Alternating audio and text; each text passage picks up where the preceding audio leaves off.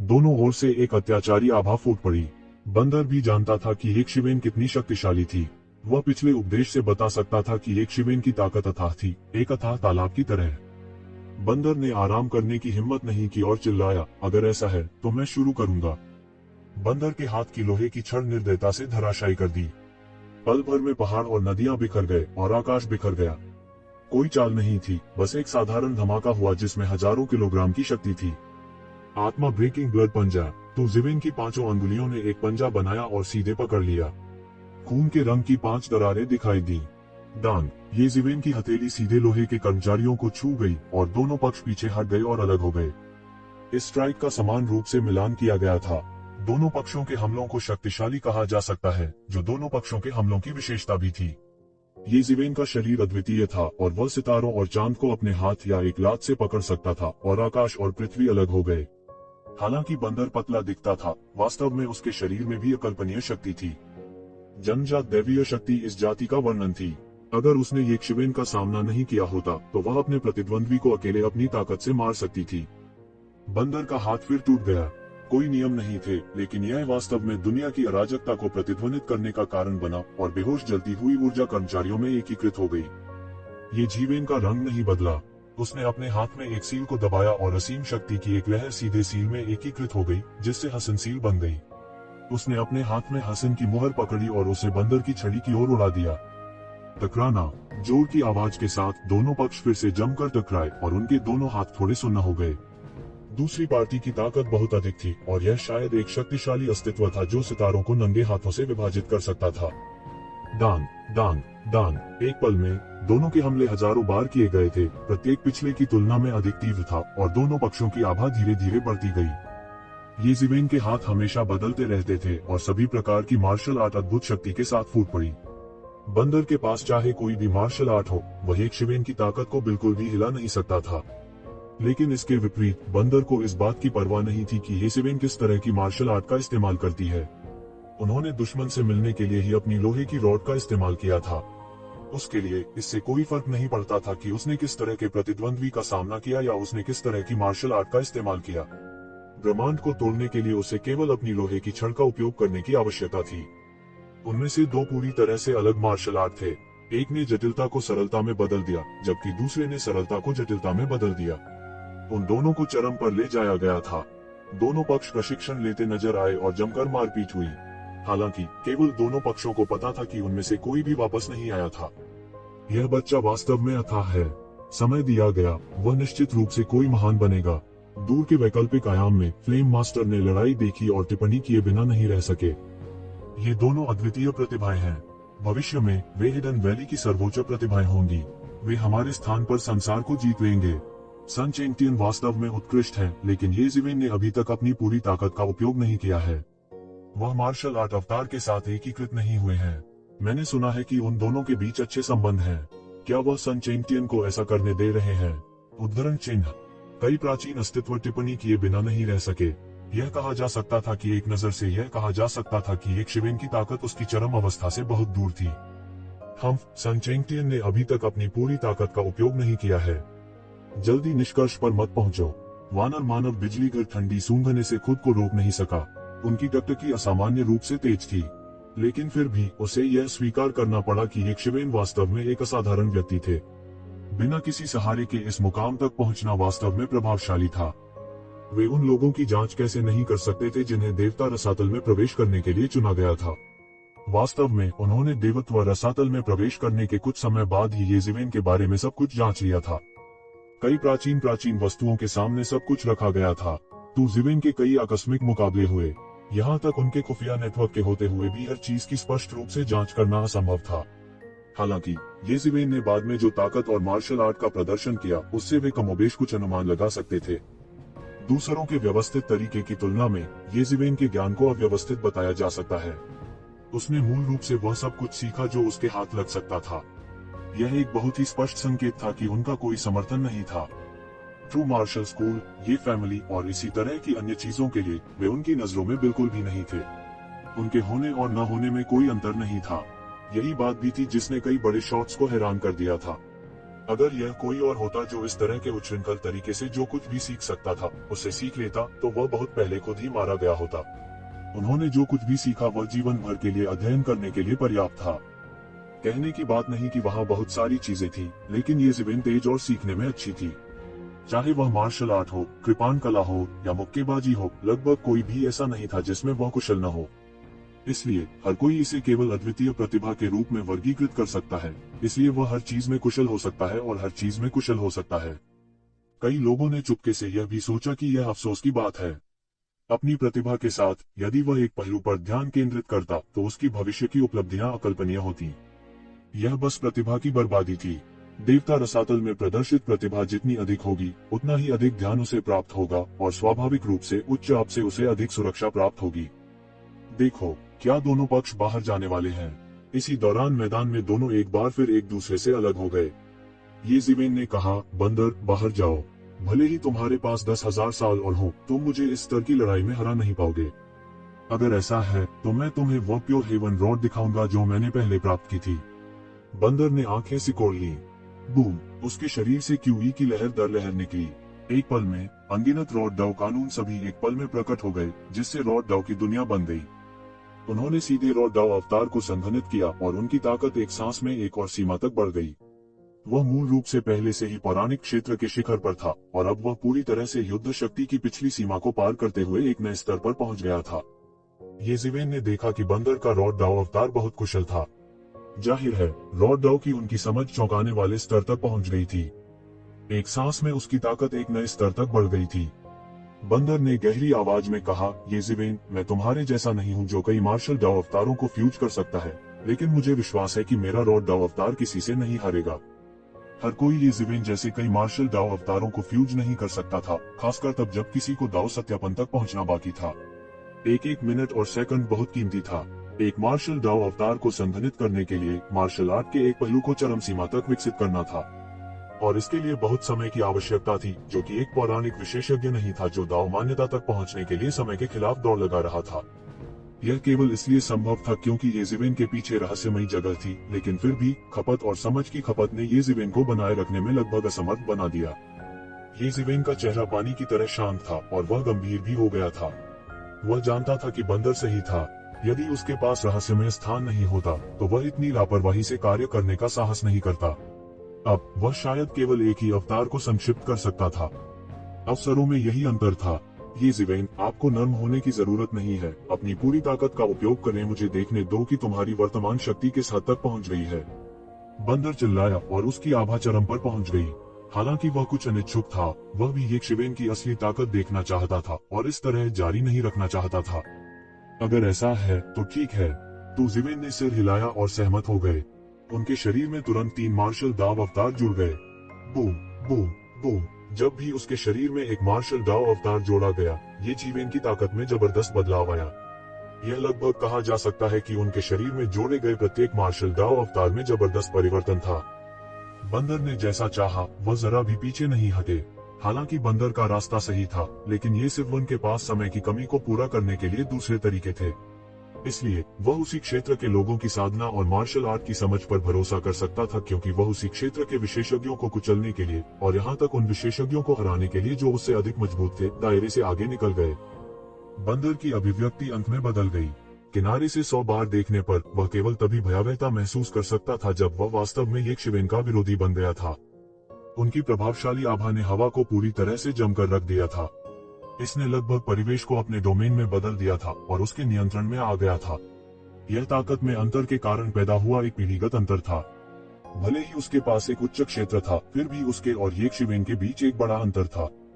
वह जानता था कि वह इस तरह इंतजार नहीं कर सकता, अन्यथा जो उसका इंतजार कर रहा था वह बिना किसी लड़ाई के केवल आत्मपराजय था।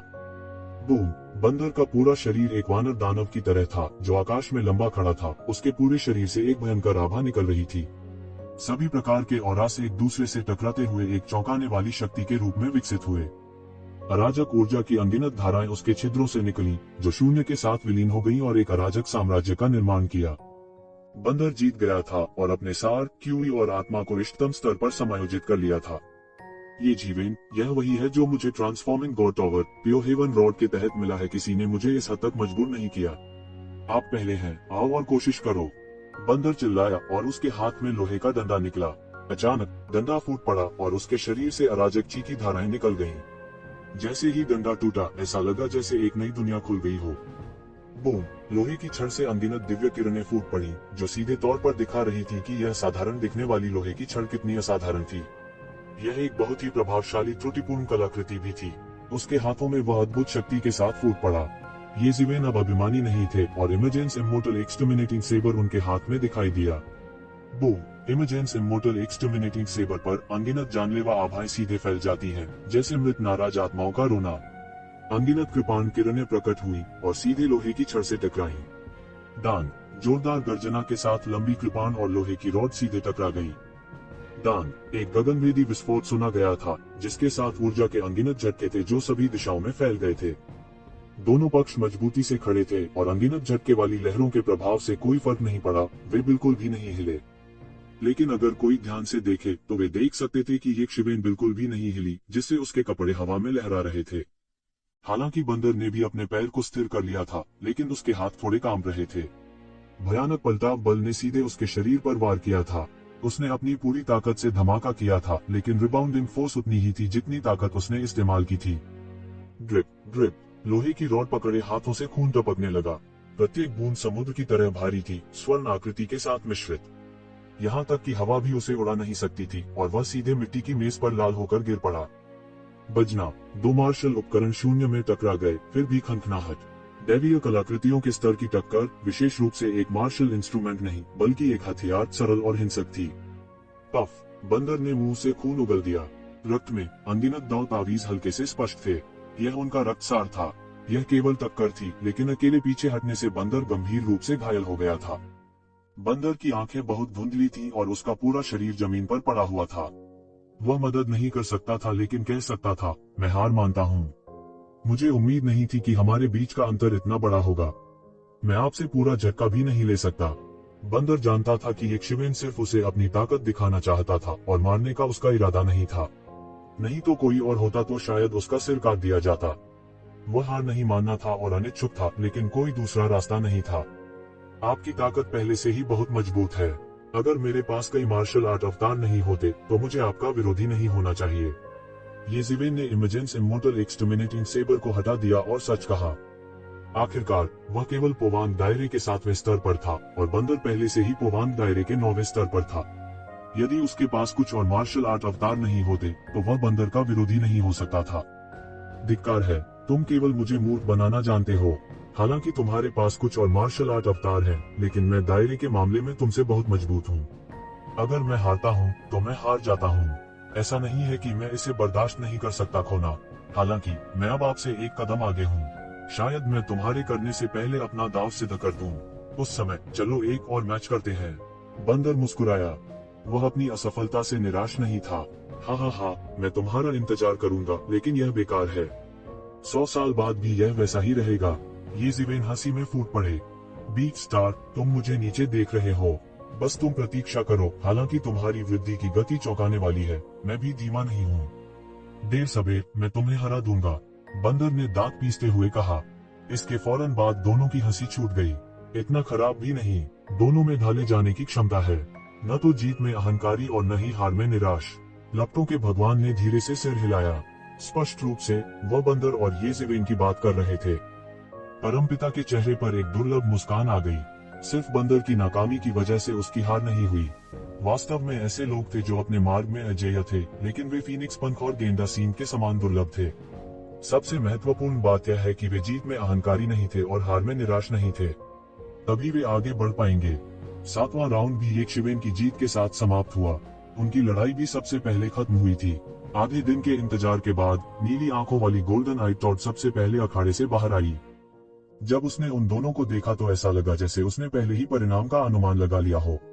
उन्होंने शिवेन की ताकत को अपनी आंखों से देखा था। अगर वे शिवेन की जगह होते तो शायद ज्यादा फर्क नहीं पड़ता। हालांकि बंदर खुले विचारों वाला था। वह बहुत ज्यादा परवाह नहीं करता था। वह एक प्राकृतिक लड़ाई का दीवाना था।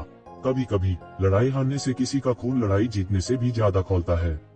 दूसरे शायद इस भावना को न समझे, लेकिन वह इसके बारे में बहुत स्पष्ट थे। शिवेन से हारने के बाद वह नाराजगी से बाहर आ गया था। उसने अपने देख और आक्रोश को ताकत में बदल दिया था और वह और तेज चला था। हालांकि नीली आंखों वाला गोल्डन आई टॉड अभी भी बहुत उत्सुक था। कौन वास्तव में उसे हरा सकता था और उसे इसका स्वाद चखने देता था।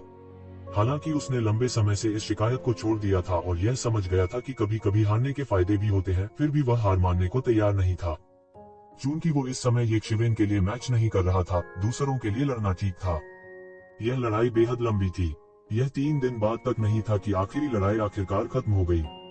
वास्तव में यह एक वास्तविक लड़ाई थी। यह आसानी से कुछ दिनों, दर्जनों दिनों या यहाँ तक दशकों तक चल सकता है। येशिवेन की तरह करारी हार दुर्लभ थी। आखिरी लड़ाई समाप्त होने के बाद आखिरकार 8वां दौर शुरू हुआ।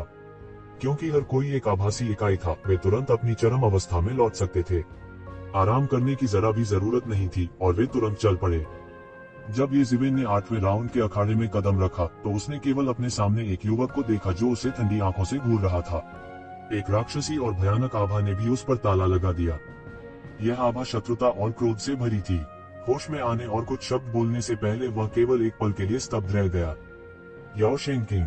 लगभग तुरंत ही उन्होंने इस व्यक्ति याओ शेंगकिंग को पहचान लिया। हालांकि उन्होंने याओ शेंगकिंग को कभी नहीं देखा था। याओ शेंगकिंग की शक्ल कुछ हद तक याओ शेंगयान से मिलती जुलती थी, इसलिए उनमें अंतर करना मुश्किल नहीं था। हाँ, यह मैं हूँ। मुझे उम्मीद नहीं थी कि तुम अब भी मुझे याद करोगे, याओ शेंगकिंग ने दांत पीसते हुए कहा। मैं कैसे भूलने की हिम्मत कर सकता हूँ। पिछले 5 वर्षों में मैं हर समय इस मामले के बारे में सोचता रहा हूँ। मैंने एक पल के लिए भी भूलने की हिम्मत नहीं की, येशिवेन ने ठंडेपन से कहा। हालांकि पिछले 5 वर्षों से स्काई बियरिंग कैसल में उनका जीवन अच्छा था, लेकिन वह वास्तव में एक आवारा कुत्ते की तरह थे और प्रकट करने की हिम्मत नहीं कर रहे थे उसकी पहचान। यह सब याओ शेंगकिंग और जिंग तियानलेई के कारण हुआ था। अब जिंग तियानलेई मारा जा चुका था, लेकिन उसे अभी भी याओ शेंगकिंग के छिपने की जगह नहीं मिली थी। मुझे केवल इस बात से नफरत है कि मुझे आपके छिपने की जगह नहीं मिली, नहीं तो मैं अपने हाथों से आपकी गर्दन तोड़ देता, याओ शेंगकिंग ने कुटिल मुस्कान के साथ कहा। उनके और याओ शेंगयान के बीच बहुत अच्छे संबंध थे, अन्यथा याओ शेंगयान ने अपराध करने के लिए उसके नाम का इस्तेमाल करने की हिम्मत नहीं की होती। अब उसका इकलौता भाई येशिवेन के हाथों मर गया था। वह येशिवेन के टुकड़े टुकड़े करने का इंतजार नहीं कर सकता था। येशिवेन हंसे और कहा, क्या आप चाहते हैं कि मैं आपको अभी पता बताऊं? क्या आप आने की हिम्मत करते हैं? येशिवेन, ज्यादा गर्व मत करो। तुम भाग्यशाली हो जो इतनी दूर आ सकी। हालांकि आज तुम्हारी किस्मत का अंत हो गया है। याओ शेंगकिंग की आंखें ठंडी थीं। वे तेज तलवारों की तरह थे जो येशिवेन के शरीर को भेद सकती थीं और उसके टुकड़े टुकड़े कर सकती थीं। वह वास्तव में अपनी आंखों से लोगों को मारने की क्षमता रखता था। दुर्भाग्य से येशिवेन एक पुरुषों नहीं थी। सचमुच यह हास्यास्पद है। क्या तुम नहीं समझते आप अब तक जीवित रह सकते हैं क्योंकि मुझे आपका स्थान नहीं मिला है? नहीं तो तुम जिंग तियानली की तरह खत्म हो जाओगे। येशिवेन मंद मंद मुस्कुराए। याओ शेंगकिंग की पुतलियां अचानक सिकुड़ गईं। जिंग तियानली के मामले ने हाल ही में हंगामा खड़ा कर दिया था। यह कहा जा सकता है कि हर कोई इसके बारे में जानता था। जिंग तियानली मर चुका था। कई लोगों ने सोचा कि वह ब्लड जेल में किसी खतरनाक जगह पर मर गया। उन्होंने सोचा कि उनकी मृत्यु एक दाव पुष्टिकरण विशेषज्ञ की वजह से हुई, या क्योंकि मृतक दायरे के चरम पर उन्हें अनगिनत विशेषज्ञों द्वारा घेर लिया गया था। अब वे वास्तव में जानते थे कि यह येशिवेन से संबंधित था। यह वास्तव में उससे संबंधित था। ऐसा नहीं था कि याओ शेंगकिंग ने येशिवेन की संभावना के बारे में नहीं सोचा था, लेकिन उन्होंने इसे बेतरतीब ढंग से खारिज कर दिया। आखिरकार तुलनात्मक रूप से कहा जाए तो येशिवेन के पास हमला करने का मकसद था, लेकिन उसके पास ऐसा करने की ताकत नहीं थी। पोवांग दायरे के 7वें स्तर की एकमात्र चोटी पोवांग दायरे के 9वें स्तर को हिला देना चाहती थी। क्या दुनिया अराजकता में नहीं होगी? लेकिन अब येशिवेन ने व्यक्तिगत रूप से इसे स्वीकार कर लिया था, तो यह पूरी तरह से अलग मामला था। क्या उसने वास्तव में ऐसा किया?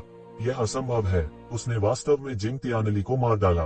पहले मुझे लगा कि यह असंभव है क्योंकि मुझे लगा कि उसके पास ताकत नहीं है। लेकिन अब आप देखिए, चाहे वह सुन चेंगटियन हो या 10 परम संत, वे सभी येशिवेन से हार गए थे। उनके पास तो था ही नहीं वापस लड़ने की ताकत। जिंग तियानली उनसे ज्यादा मजबूत कैसे हो सकता है? ये वास्तव में संभव है। इसी दौरान वहां मौजूद लोगों में अचानक भगदड़ मच गई।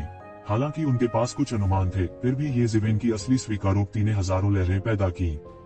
उन दोनों ने येशिवेन का शिकार करने के लिए सेना में शामिल हो गए। अंत में वे येशिवेन को मारने में असफल रहे। इसके बजाय वे उसके द्वारा मारे गए। यह बस एक चौंकाने वाला विस्फोट था।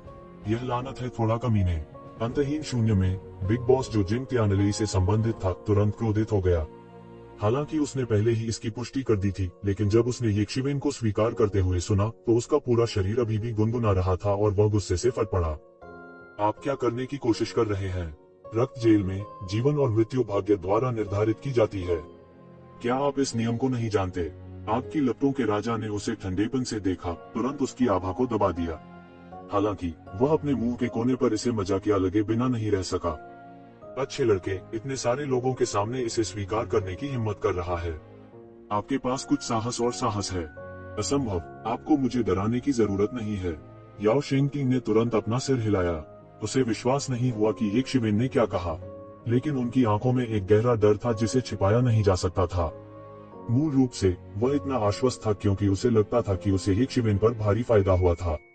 अब जब स्थिति उलट गई थी तो वह कैसे भयभीत नहीं हो सकता था। मैं तुम्हें डरा रहा हूं या नहीं, तुम एक बार कोशिश करके जान जाओगे। येशिवेन ने उपहास किया। उनके शरीर पर 5 एम्परर्स बैटल आर्मर दिखाई दिया। 3 मार्शल आर्ट अवतार सीधे बाहर निकले और उनके शरीर में एकीकृत हो गए। इस शून्य क्षेत्र में उसे ऊर्जा की खपत के बारे में बिल्कुल भी चिंता करने की जरूरत नहीं थी। उन्होंने शुरू से ही अपनी सबसे मजबूत ताकत का इस्तेमाल किया। जहां तक अपनी शक्ति को छिपाने की बात है, वह निर्बलों का विचार था। एक सच्चे बिजली घर के लिए भले ही उसने अपनी असली ताकत का खुलासा किया हो, वह उसका मुकाबला नहीं कर पाएगा। तुम मौत को दावत दे रहे हो। याओ शेंगकिंग गुस्से में थे। उसकी आंखों में अतुलनीय हत्या का इरादा चमक उठा। उसकी हथेली सीधे एक अतुलनीय विशाल बादल की परत में बदल गई और येशिवेन की ओर पटक दी। ताकतवर किंग कान पाम। उसकी हथेली के चारों ओर अनगिनत स्वर्ण देवियां लिपटी हुई हैं। ताकतवर किंग कान पाम। दुर्भाग्य से मैं यह भी जानता हूँ। मुझे आपको दिखाने दो। याओ शेंगकिंग की हथेली सीधे नीचे पटक दी। उसके पास और कोई हथियार नहीं था। उनकी हथेली एक दिव्य अस्त्र थी जिसकी तुलना एक क्षतिग्रस्त दैवीय अस्त्र से की जा सकती थी। उसकी हर एक चाल उतनी ही शक्तिशाली थी जितनी कि सितारों को पकड़ना और चंद्रमा को पकड़ना। उसने लापरवाही से अपनी हथेली को नीचे पटक दिया और पूरी दुनिया हिल गई। शक्तिशाली वज्र हथेली का सार इसकी शक्ति में निहित है। याओ शेंगकिंग और याओ शेंगयान एक ही थे। वे दोनों एक भयानक कबीले से आए थे जिसमें अपार ताकत थी और ये दोनों भाई फसल की मलाई थे। अधिक भयानक बात यह थी कि याओ शेंगकिंग की ताकत याओ शेंगयान की तुलना में कहीं अधिक अत्याचारी थी। यहाँ तक येशिवेन को भी स्वीकार करना पड़ा कि अगर वह 5 साल पहले याओ शेंगकिंग के साथ लड़ा था तो वह उसका विरोधी नहीं हो सकता था। लेकिन अब यह बिल्कुल अलग था। ताकतवर वज्रपाम। दुर्भाग्य से मैं यह भी जानता हूँ। चलो मैं तुम्हें दिखाती हूँ। उसने एक कदम आगे बढ़ाया और याओ शेंगकिंग की तरह उसने एक बड़ी सुनहली हथेली पटक दी। ताकतवर वज्र हथेली। टकराना। दोनों बड़ी हथेलियां आपस में टकरा गईं। एक पल के लिए ऐसा लगा जैसे दो धातुएं आपस में टकरा गई हों। धातु विशेषता कानून फूट पड़े और एक दूसरे से टकरा गए। धातु विशेषता कानून मूल रूप से बोल्ड और भयंकर थे। उन्होंने एक दूसरे को रास्ता नहीं दिया। याओ शेंगकिंग की आंखें सदमे और डर से भर गईं। वह पहले से ही समझ सकता था कि येशिवेन ताकतवर वज्र हथेली का उपयोग क्यों कर सकता है। यह स्पष्ट रूप से था क्योंकि उसने याओ शेंगयान के ताड़ अवतार को निगल लिया था। यह बस असहनीय था। उनके शरीर पर आभा एक पायदान ऊपर उठ गई। उन्होंने अपने पामदाव अवतार को पूरी तरह से अपने शरीर में एकीकृत कर लिया था। उसकी आभा और भी भयानक और अथाह हो गई। वह पाम भगवान, एक महान गुरु की तरह था। उनके हर कदम में पामदाव का सर्वोच्च अर्थ निहित था। येशिवेन, भाड़ में जाओ और मेरे भाई के साथ दफन हो जाओ। याओ शेंगकिंग दहाड़ा। हालांकि वह यह भी जानता था कि यह उसके सामने येशिवेन के आत्मा अवतार का एक छोटा सा अंश था। उसके दिल में गुस्सा अब दबा नहीं जा सकता था। उसने अपनी हथेली को फिर से नीचे पटक दिया। हर तरफ सुनहरी रोशनी थी। यह ताकतवर वज्र हथेली बनाने धातु गुण कानूनों और बल कानूनों का संयोजन था। पल भर में सब कुछ तहस नहस कर डाला। हा, ताकतवर वज्रपाम केवल इतना ही है।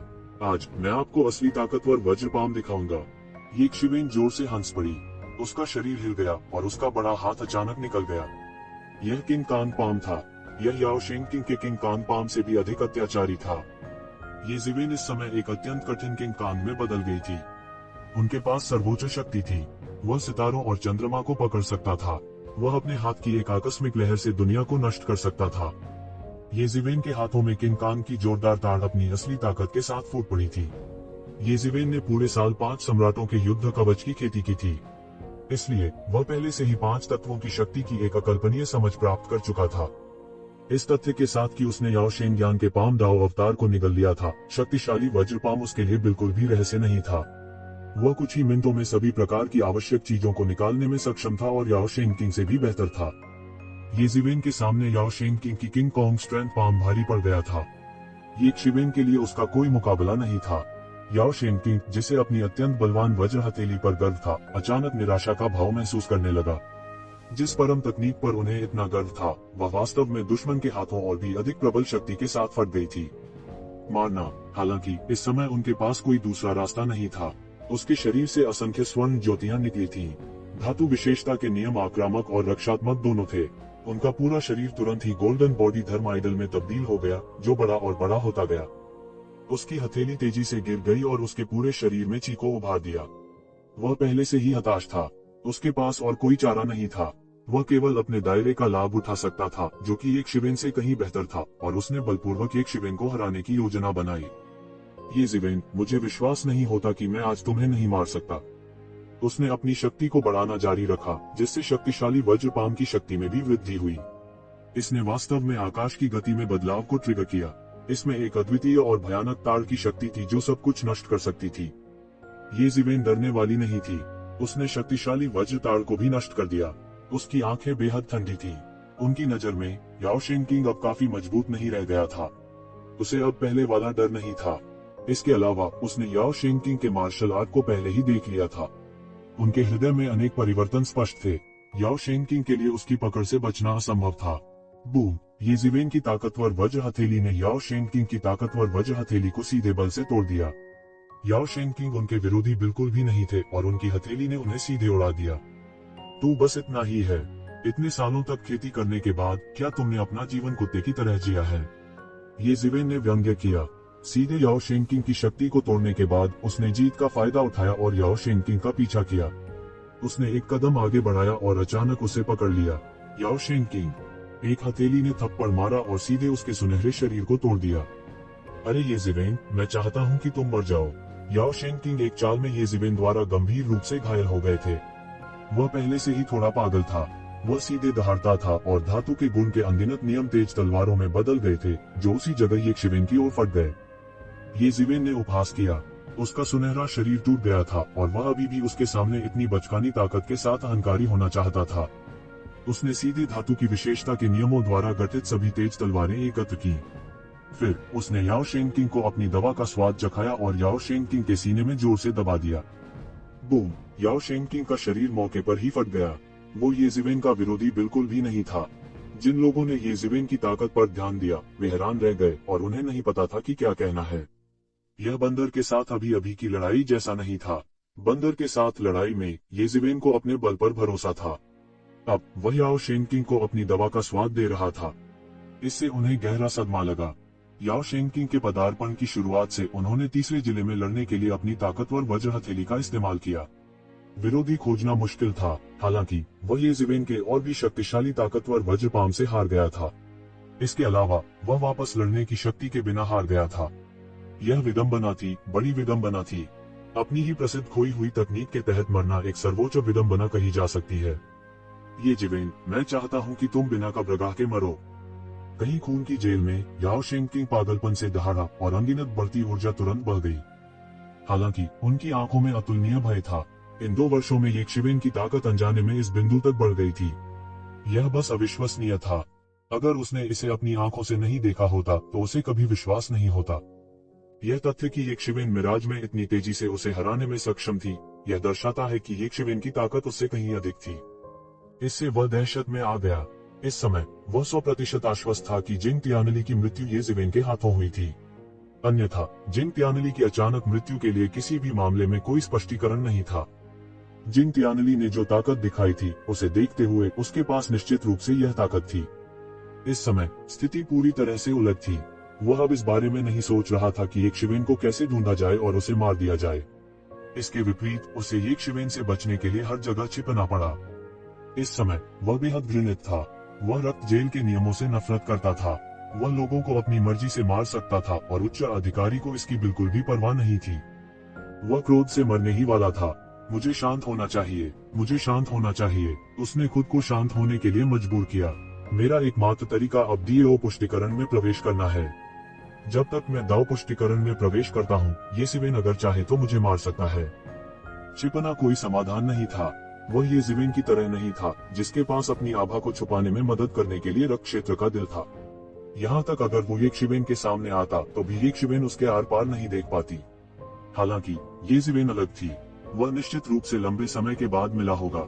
इस समय इस समस्या को हल करने का एकमात्र तरीका अपने डीएओ को सिद्ध करना और अपने डीएओ को सिद्ध करना था। सौभाग्य से उन्होंने अपने दाव को सिद्ध करने के लिए सैकड़ों वर्षों तक तैयारी की थी। वह दशकों से पौराणिक मंच के शिखर पर अटका हुआ था। उन्होंने पर्याप्त तैयारी कर ली थी। हालांकि उसे अभी अपनी सीमा तक नहीं पहुंचना था, फिर भी वह एक सफलता हासिल कर सकता था। लानत है येज़िवेन, दाव पुष्टिकरण के लिए मेरी प्रतीक्षा करें। मैं सुनिश्चित करूंगा कि आप कभी भी पुनर्जन्म नहीं ले पाएंगे, तुम्हें पीढ़ियों तक सताया जाएगा। उसने अपने दांत पीसते हुए कहा। यह येज़िवेन ही था जिसने उसे एक मृतंत में मजबूर कर दिया था। उसके पास जीवित रहने के लिए दाव पुष्टि के अलावा कोई विकल्प नहीं था। अगर पहले होता तो उसने कभी सपने में भी नहीं सोचा होगा कि एक दिन उसे ऐसी स्थिति में मजबूर होना पड़ेगा। यह बस एक चमत्कार था। याओ शेंगकिंग की येज़िवेन की हार के परिणाम अभी फैल ही गए थे। यह बंदर और 10 परम संतों से अलग था। चाहे वह बंदर हो या 10 परम संत, वे सभी नए चेहरे थे। सभी के दिलों में वे याओ शेंगकिंग के बराबर होने से बहुत दूर थे। विशेष रूप से इस बार मूल 1000 लोगों में से कई एक ही बार में समाप्त हो गए। टॉप 10 में ज्यादा लोग नहीं बचे थे। दूसरी ओर याओ शेंगकिंग बाकी लोगों में बड़े और रीढ़ की हड्डी थे। अतीत से देखते हुए भले ही वह सबसे मजबूत नहीं था, फिर भी उसे सबसे मजबूत में से एक होना चाहिए। दुर्भाग्य से वो येशिवेन से पहले ही मिल गए थे। उन्होंने केवल 8वें राउंड में जगह बनाई और येशिवेन से हार गए। कोई कल्पना कर सकता है कि अभी हर कोई कितना हैरान था। यह ऐसा था मानो आकाश गिर रहा हो और पृथ्वी फटकर अलग हो रही हो। साथ ही इसका मतलब यह भी था कि नया सितारा येज़िवेन उदय कर रहा था। चाहे वे राजी हो या न हो, उन्हें अपने अहंकारी चेहरों को येज़िवेन के चेहरे से दूर रखना था, जो अधिक से अधिक अत्याचारी होता जा रहा था। उन्हें इस नए बिजली घर के प्रति पर्याप्त सम्मान दिखाना था। येज़िवेन की स्थिति को देखते हुए जब तक वह पूरी तरह से समाप्त नहीं हो जाता, तब तक निश्चित रूप से तीसरे क्षेत्र के शीर्ष 10 में उसके लिए जगह होगी। इसके बारे में ध्यान से सोचने पर यह दूसरी बार था जब उसने प्रतियोगिता में भाग लिया। वह वास्तव में शीर्ष 10 में पहुंचने में सफल रहे। इसके अलावा ईश्वर परिवर्तन रसातल में बिताए गए समय को मिलाकर यह केवल 7 वर्ष था। वह वास्तव में 7 वर्षों में इस बिंदु तक बढ़ गया था। यह बिल्कुल चौंकाने वाला था। इन चौंकने वाली आवाजों के बीच प्रतियोगिता का 9वां दौर आधिकारिक तौर पर शुरू हुआ। 9वें दौर में येज़िवेन का प्रतिद्वंद्वी कोई और नहीं बल्कि वह था जिसने उसे देवता परिवर्तन रसातल में ले जाया, हुआन आनू। मुझे उम्मीद नहीं थी कि मेरे प्रतिद्वंद्वी आप होंगे, हुआन आनू ने मुस्कुराते हुए कहा। इससे भी अधिक अप्रत्याशित बात यह है कि कुछ ही वर्षों में आपके पास वास्तव में इस कदम तक पहुंचने की ताकत है। वास्तव में आपकी तुलना में हमारा समय बर्बाद हो गया है। हुआन आनू मुस्कुराए और ऐसा लगता है कि येशिवेन की बातों से उन्हें कोई फर्क नहीं पड़ा। उसे अभी भी याद था कि कैसे उसने येज़िवेन को अपनी आंखों में बिल्कुल भी नहीं डाला था। येशिवेन के पसीने छूटने के लिए बस एक मुक्का ही काफी था। हालांकि वर्तमान स्थिति अब वैसी नहीं थी जैसी 7 साल पहले थी। यह बिल्कुल अलग था। मैं यह भी देखना चाहता हूं कि आपके पास कितनी ताकत है, तो ज़िवेन ने कहा। एक आकाशगंगा की तरह तुरंत उसके हाथ में एक लंबी तलवार दिखाई दी। एक पल में यह एक उल्टे हुए समुद्र की तरह था जो सीधे हुआन आनू की ओर फटा जा रहा था। उसका शरीर तलवार का पीछा करता था, अपने साथ एक असीम तलवार का इरादा लेकर, एक मूसलाधार समुद्र की तरह। येज़िवेन ने अपनी पूरी ताकत का इस्तेमाल किया क्योंकि वह अच्छी तरह जानता था कि हुआन आनू बहुत मजबूत था, यहाँ तक पहले से याओ शेंगकिंग से भी मजबूत था। वह एक विरोधी नहीं थी जिसे वह आसानी से अनदेखा कर सके। हुआन आनू ने अपनी मुट्ठी भींची और सीधे येशिवेन की ओर मुक्का मारा। उसका मुक्का एक उल्का की तरह था जो पृथ्वी पर घूम रहा था, रात के आकाश को चकनाचूर कर रहा था और एक अकल्पनीय रूप से आश्चर्यजनक शक्ति के साथ खींच रहा था क्योंकि यह उसकी ओर विस्फोट कर रहा था। यह बहुत तेज नहीं लग रहा था, लेकिन यह बहुत तेज था। अगले ही पल वो येशिवेन के सामने आ चुका था। बूम! तूफानी लहरों को दूर करते हुए मुट्ठी और तलवार का इरादा सीधे टकरा गया। प्रत्यक्ष रूप से प्रस्फुटित होने वाले दिव्य तेज ने सब कुछ ढक लिया। अंदर क्या हो रहा था यह कोई नहीं देख पा रहा था। आपका मुट्ठी का इरादा बहुत मजबूत है, लेकिन यह अभी भी मेरा प्रतिद्वंद्वी नहीं है। मुझे इसे तोड़ते हुए देखें। अचानक विस्फोट के बीच येशिवेन की आवाज सुनाई दी। बजना! भीतर से तलवार की रोशनी की खनखनाहट की आवाज आई। तलवारची की एक किरण आकाश में उड़ गई, सीधे उस परिणाम को बिखेर रही थी जो अभी तक समाप्त नहीं हुआ था। तलवार के इरादे से आसमान भर गया। यह अतुलनीय रूप से तेज था, आकाश को तोड़ने में सक्षम था। दूर से देखने पर येशिवेन तलवारबाजी के देवता के समान शक्तिशाली थी। उसे कोई नहीं रोक सका। स्वॉर्डविल और फिस्टविल में जोरदार टक्कर हुई। वे अब भी जमकर टकरा रहे थे। स्वॉर्डविल और फिस्टविल दोनों ने मध्य हवा में लड़ते हुए एक दृष्टि प्रकट की। हालांकि येज़ेवेन की तलवार का इरादा और भी मजबूत था। पुरानी तलवार का इरादा अभी तक समाप्त नहीं हुआ था, लेकिन नई तलवार का इरादा समुद्र की अंतहीन लहरों की तरह लहर के बाद लहर पहले ही बढ़ चुका था। हुआनानु की मुट्ठी की ऊर्जा को येज़ेवेन ने आसानी से तोड़ा। येज़ेवेन की तलवार के इरादे के सामने वो बस एक भी वार झेलने में असमर्थ थी। हुआनानु की मार्शल डाउ समझ बहुत गहरे स्तर पर पहुंच गई थी, लेकिन दुर्भाग्य से येज़ेवेन की ताकत और भी मजबूत थी। कई मार्शल डाउ अवतारों की शक्ति ने उनकी ताकत को आश्चर्यजनक स्तर तक बढ़ा दिया था। हुआनानु कुछ कदम पीछे हट गया और येज़ेवेन की तलवार के इरादे की सीमा को बमुश्किल टाल पाया। फिर उसने अपनी मुट्ठी उठाई और सीधे येशिवेन की ओर झपटी। मुट्ठी के इरादे ने सभी दिशाओं में व्यापक रूप से एक राक्षसी गति प्रकट की। मेरी तलवार फिर से खाओ। येज़ेवेन ने अपने हाथ में तलवार पकड़ रखी थी। बिना किसी अनावश्यक हरकत के वह सीधे नीचे गिर गया। वह खाने के लिए अपनी ताकत पर भरोसा करना चाहता था। एक सफेद इंद्रधनुष की तरह जो सूरज को भेदता है, वह सीधे नीचे गिर जाता है। उसके पीछे तलवारबाजी का क्षेत्र पूरी तरह खुल गया था। अनगिनत तलवार क्यूई निकली। बूम! यह एक और भी आश्चर्यजनक टक्कर थी। दोनों पक्षों की शक्ति पहले से भी अधिक प्रबल थी। येज़ेवेन की तलवार क्यूई अतुलनीय रूप से तेज थी और हुआनानु की मुट्ठी की ऊर्जा से सीधे टूट गई। उसकी मुट्ठी की ऊर्जा चाहे कितनी भी भयानक क्यों न हो, येज़ेवेन की स्वॉर्ड की हमेशा अधिक शक्तिशाली थी। उसकी स्वॉर्ड की में तलवार का कोई और इरादा नहीं था, केवल तीक्ष्णता, अतुलनीय तीक्ष्णता थी। मुट्ठी का इरादा कितना भी शक्तिशाली क्यों न हो, यह उसकी स्वॉर्ड की के सामने कुछ भी नहीं था। इसे समाप्त करने का समय आ गया है।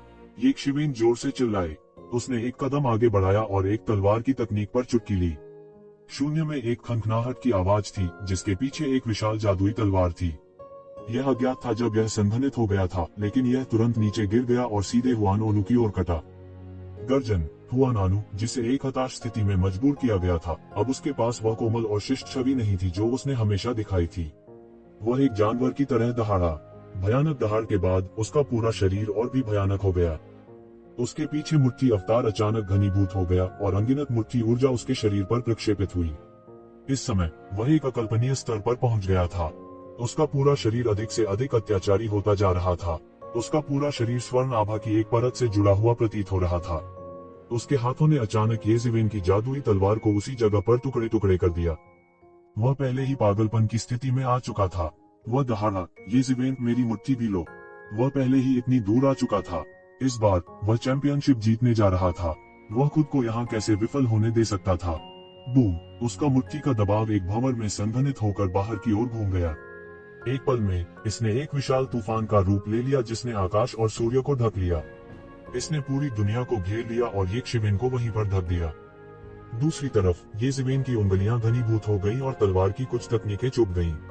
अनगिनत तलवारची उसके शरीर से बाहर निकली और उसके चारों ओर एक तलवार की व्यूह बनाई। फूश फूश फूश! येज़ेवेन ने अपनी उंगली से इशारा किया। तलवार क्यूई सीधे अनगिनत तलवार की रोशनी में बदल गई और एक विशाल बवंडर बन गया। इसने हुआनानु की ओर जमकर विस्फोट किया। गड़गड़ाहट, धमाकों का सिलसिला आया, मानो मौके पर तारे फट रहे हों। बूम! एक मुट्ठी तारे की तरह येशिवेन की ओर टूट रही थी। यह भूत की तरह आया और चला गया और बहुत तेज था।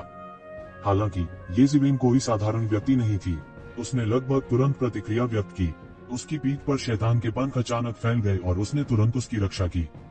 बजना, कर्कश आवाज सुनाई दी। मुट्ठी ने शैतान के पंखों पर जमकर प्रहार किया, जिससे लहरों की परतें बन गईं। अंत में यह अभी भी शैतान के पंखों के बचाव को तोड़ने में असमर्थ था। क्षितिज तोड़ने के लिए एक तलवार। येशिवेन ने जोर से और कर्कश आवाज निकाली। उसके हाथ में तलवार सीधे फट गई। तलवार की रोशनी ने तलवार बनाई और आकाशगंगा में बदल गई। इसने सर्वोच्च शक्ति प्राप्त की और हुआनानु के सिर को दबा दिया। हुआनानु को स्पष्ट रूप से उम्मीद नहीं थी कि उसका हमला बिल्कुल भी प्रभावी नहीं होगा। वो येशिवेन के बचाव को भी नहीं तोड़ सकी। वो बिल्कुल भी तैयार नहीं थी और तुरंत येशिवेन की तलवार की रोशनी से कट गई। पलक झपकते ही उसकी सारी एम्पायर एनर्जी और कवच फट गए और टुकड़े टुकड़े हो गए। यह एक भयानक शक्ति थी। खून के छींटे। येशिवेन की तलवार की रोशनी से उसका सीना फट गया था, जिससे एक बड़ी दरार आ गई थी। उसकी सभी हड्डियां बड़े करीने से काटी गई थीं और उसके आंतरिक अंग फोड़े गए थे। यह अतुलनीय रूप से क्रूर दिख रहा था। कितनी मजबूत शक्ति है! हे भगवान, क्या मैं चीजों को देख रहा हूँ? यहाँ तक हुआनानु भी उसका विरोधी नहीं है। यह कैसे संभव है? जब तक कोई दाव पुष्टिकरण विशेषज्ञ कार्रवाई नहीं करता, मुझे डर है कि बहुत से लोग उसके विरोधी नहीं हो सकते। इस लड़ाई को देख रहे कई विशेषज्ञ इस पल पूरी तरह से चौंक गए। उनके भाव बदल गए। ये शिवेन की ताकत उनकी कल्पना से कहीं अधिक भयानक थी। चाहे वह बंदर हो या ओशेन किंग या वर्तमान हुआन आनू, उनमें से कोई भी ये शिवेन का विरोधी नहीं था। वे ये शिवेन को भी नहीं रोक सके।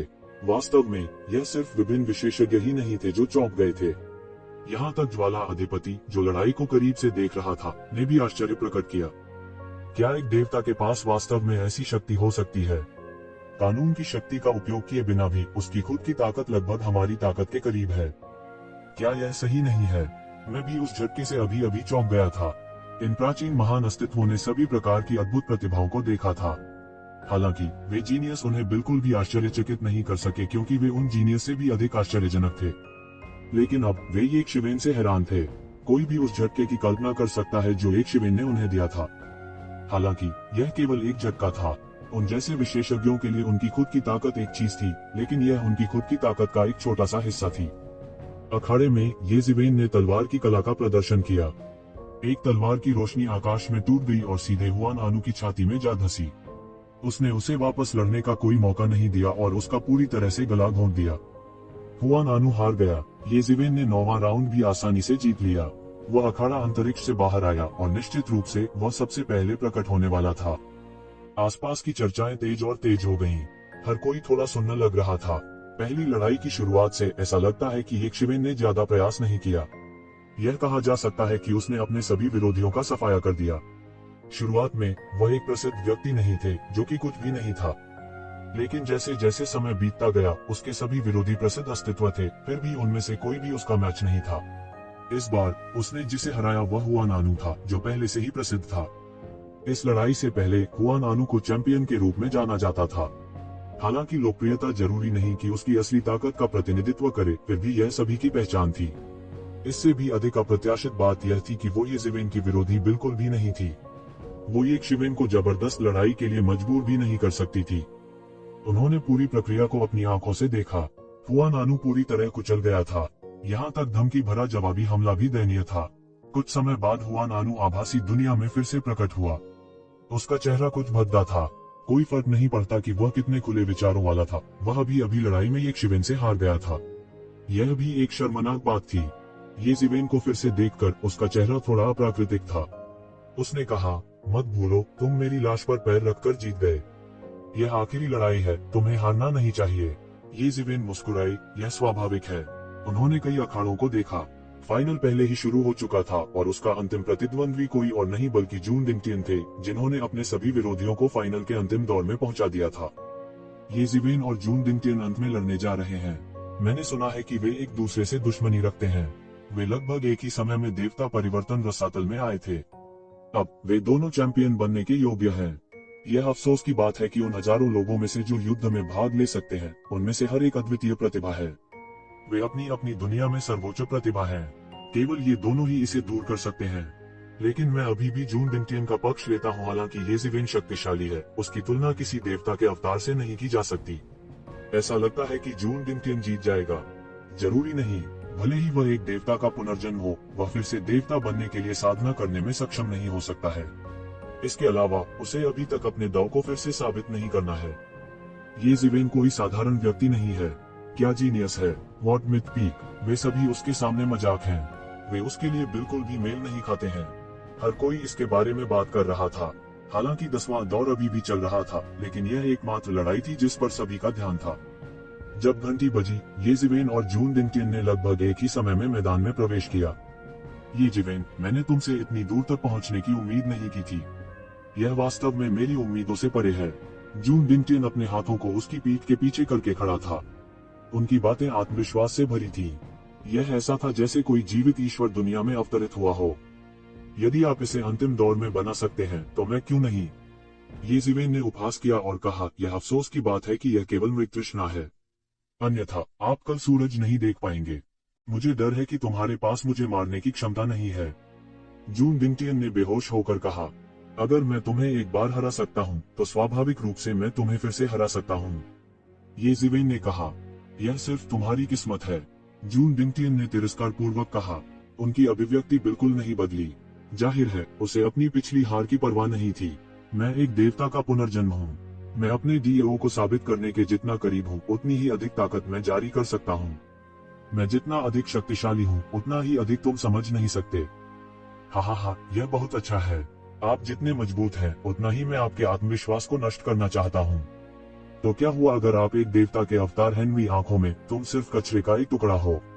ये ज़िवेन की आंखों में तेज नजर आ रही थी और उसका पूरा शरीर लड़ने की भावना से भरा हुआ था। ये ज़िवेन के हाथ खाली थे, बस एक जोड़ी नंगी मुट्ठियां। कचरा, हाँ, मुझे अब तुम्हें मारते हुए देखो। जून डिंगटियन ने एक कदम आगे बढ़ाया और उसके हाथ में एक लंबी तलवार दिखाई दी। अनगिनत तलवार सिद्धांत कानून प्रकट हुए और एक विशाल तलवार सिद्धांत साम्राज्य में विकसित हुए। आसमान चकनाचूर हो गया। तलवार सिद्धांत के अनगिनत बोध और परिवर्तन इसमें समाहित थे। उनके हाथों में तलवार सिद्धांत पहले से ही एक जादुई स्तर पर पहुंच गया था। तलवार के एक साधारण वार में बड़ी शक्ति थी। उनके हाथों में तलवार सिद्धांत पहले ही एक महान शक्ति तक पहुंच चुका था। बजना, ये ज़िवेन ने अपना पंजा बढ़ाया और सीधे इस तलवार को अवरुद्ध कर दिया जो कुछ सड़े हुए को जादुई में बदल सकती थी। चारों ओर भयानक शक्ति फैल गई। जजमेंट डिवाइन क्लॉ की ताकत उनके हाथों में चरम सीमा तक प्रदर्शित हुई थी। मूर्ख, क्या तुम सच में सोचते हो कि तुम मेरे मैच हो? जून डिंगटियन जल्दी में नहीं थे। उसने अपने हाथ में तलवार घुमाई और तलवार का इरादा हर जगह था, जैसे रात के आकाश में तारे दुनिया को ढांकते हैं। एक और तलवार के हमले ने सीधे यक्षिवेन के पंजे की शेष शक्ति को तोड़ दिया और फिर सीधे यक्षिवेन के चेहरे पर जा लगी। इस तलवार की शक्ति ने सभी दिशाओं को दबा दिया और इसकी ध्वनि ने दुनिया को हिलाकर रख दिया। मानव दाव मुट्ठी, ये ज़िवेन चिल्लाया। उसकी उंगलियों के बीच नश्वर दुनिया की अनगिनत शक्ति बाहर निकली, मानव दाव की दुनिया बनाई और दुनिया की भयानक बुद्धि के साथ जून डिंगटियन को दबा दिया। बू, एक बार फिर दोनों पक्ष भिड़ गए। जैसे ही वे आपस में टकराए, शॉकवेव्स गोलाकार आकार में सभी दिशाओं में फैल गईं। एक जोरदार धमाके से पूरी दुनिया चकनाचूर हो गई। ऐसा लग रहा था कि दोनों पक्षों की लड़ाई में सब कुछ नष्ट होने वाला है। हर कोई हैरान रह गया। शून्य क्षेत्र वास्तविक संसार नहीं था। हालांकि इसकी रक्षा के लिए कोई विशेष गठन नहीं था। यह एक भ्रामक दुनिया थी, इसलिए इसे नष्ट करना बेहद मुश्किल था। युद्ध के पिछले दौरों में युद्ध कितना भी भयंकर क्यों न हो, वे इस संसार को नहीं तोड़ सकते थे। दोनों के बीच की लड़ाई ने दुनिया को लगभग तोड़कर रख दिया था। कोई कल्पना कर सकता है कि दोनों पक्षों की विनाशकारी शक्ति कितनी भयानक थी। क्या यह वास्तव में विनाशकारी शक्ति है जो एक देवता के पास हो सकती है? अगर यह वास्तविक दुनिया में होता तो ऐसी लड़ाई एक दुनिया को नष्ट करने के लिए पर्याप्त होती। इसमें कोई संदेह नहीं है, पर ऐसी टक्कर दोनों के युद्ध की तुलना में कुछ भी नहीं थी। टकराना, टकराना, टकराना, पलक झपकते ही दोनों पक्ष पहले ही हजारों बार गिर चुके थे, हर बार पिछली बार की तुलना में अधिक तीव्र और भयानक। हर बार दुनिया को पतन के कगार पर धकेल दिया गया। यदि यह मृगतृष्णा में अनगिनत सिद्धांत नहीं होते जो दुनिया को स्वचालित रूप से ठीक कर देते, तो यह पहले ही पूरी तरह से नष्ट हो गया होता। दोनों पक्षों के बीच लड़ाई देवताओं के स्तर को पार कर गई थी और कुछ हद तक पौराणिक देवताओं के स्तर तक पहुंच गई थी। जून डिंगटियन की तलवार क्यूई पिछली तलवार से अधिक तीव्र थी और इसकी तीक्ष्णता अद्वितीय थी। दुनिया को नष्ट करना आसान था, लेकिन यक्षिवेन एक इंच भी नहीं हिली। कोई फर्क नहीं पड़ता कि उसकी तलवार क्यूई कितनी भयानक थी, उसे आसानी से यक्षिवेन ने रोक लिया था। किसी को नहीं पता था कि यक्षिवेन ने 5 एम्परर्स बैटल सूट कब पहना था।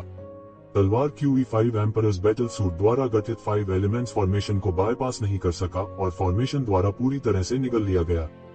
उसके हाथों से गुजरने वाली कोई भी तलवार क्यूई 5 तत्वों के महान गठन से भस्म हो जाएगी और फिर 5 तत्वों के महान गठन के लिए पोषक तत्वों में परिवर्तित हो जाएगी, जिससे 5 तत्वों के महान गठन को और भी भयानक बना दिया जाएगा।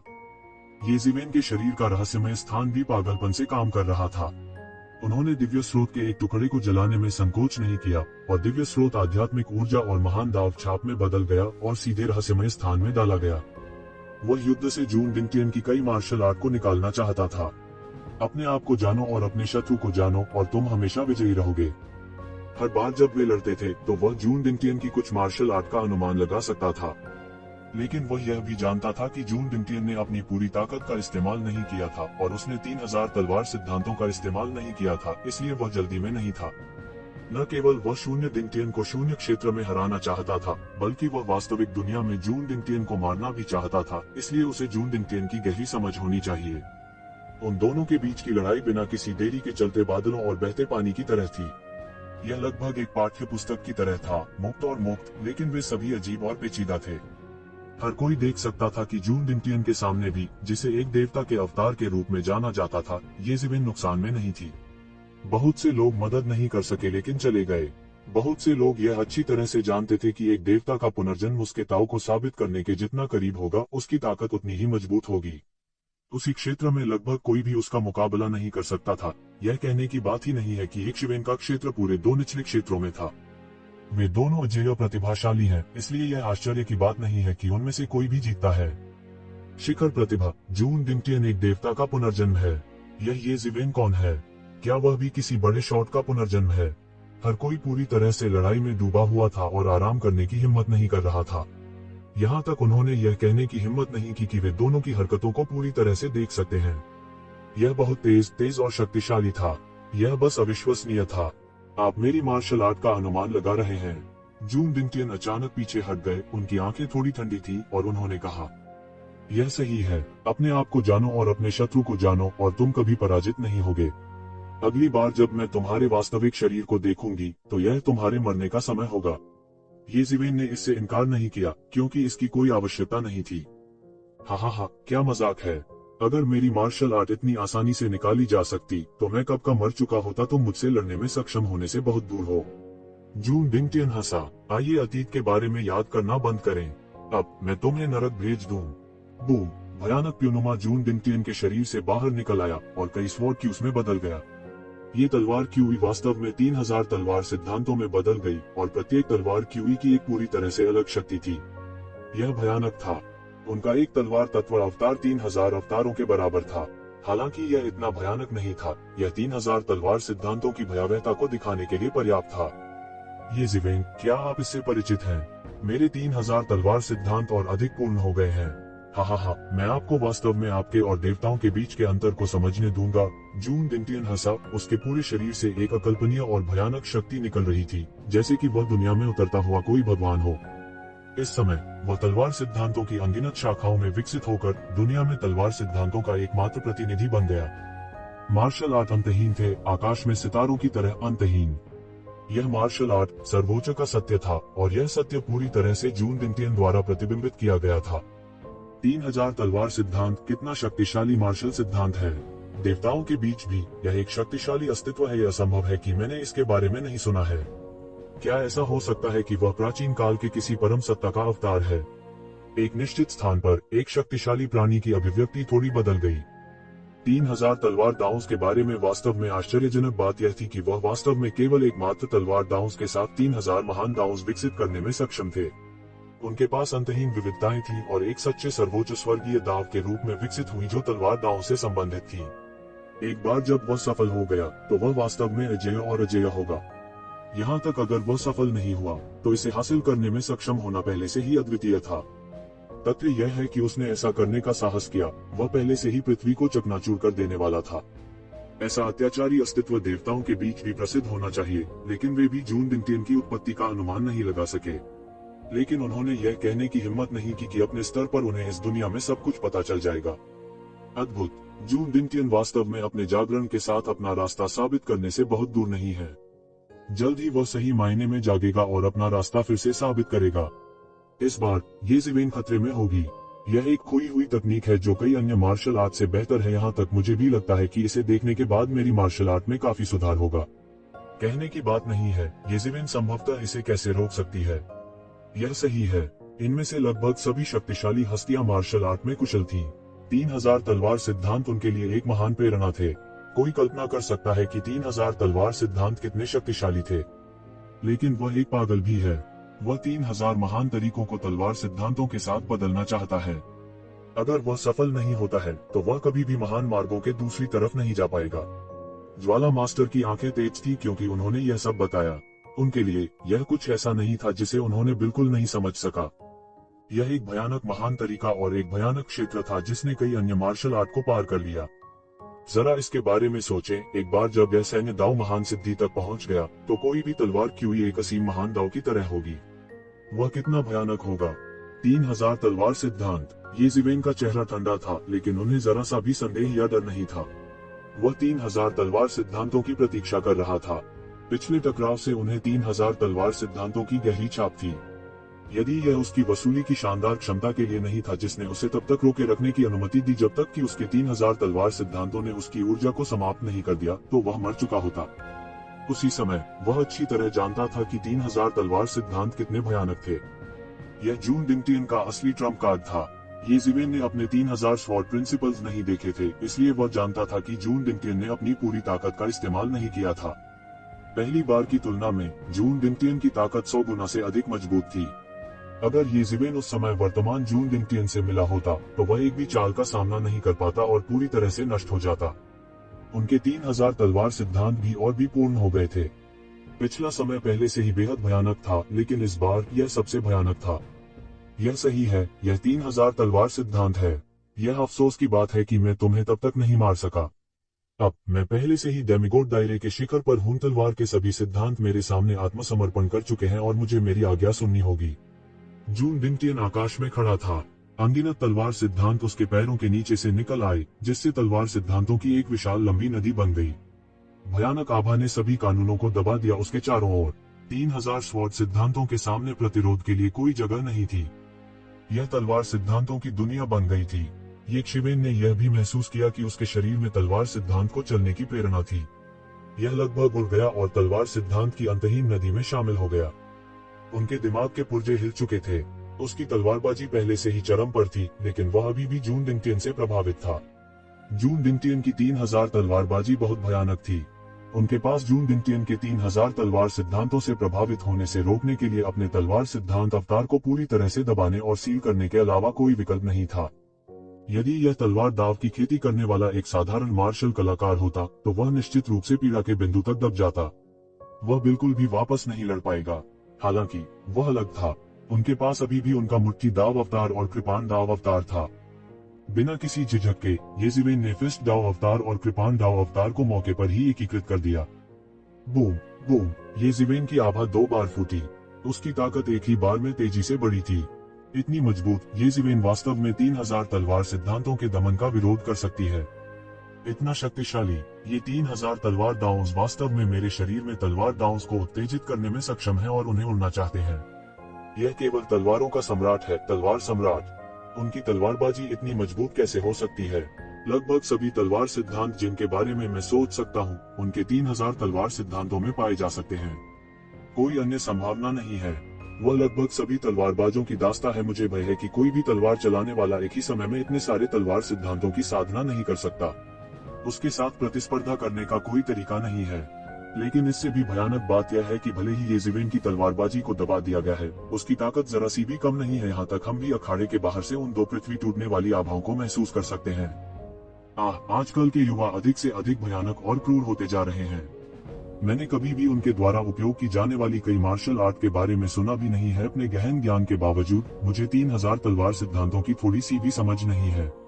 और येज़िवेन की पीपल डाउ फिस्ट एक प्रसिद्ध मुट्ठी तकनीक है। यहाँ तक अगर यह केवल एक अधूरा संस्करण है तो यह पहले से ही काफी भयानक है।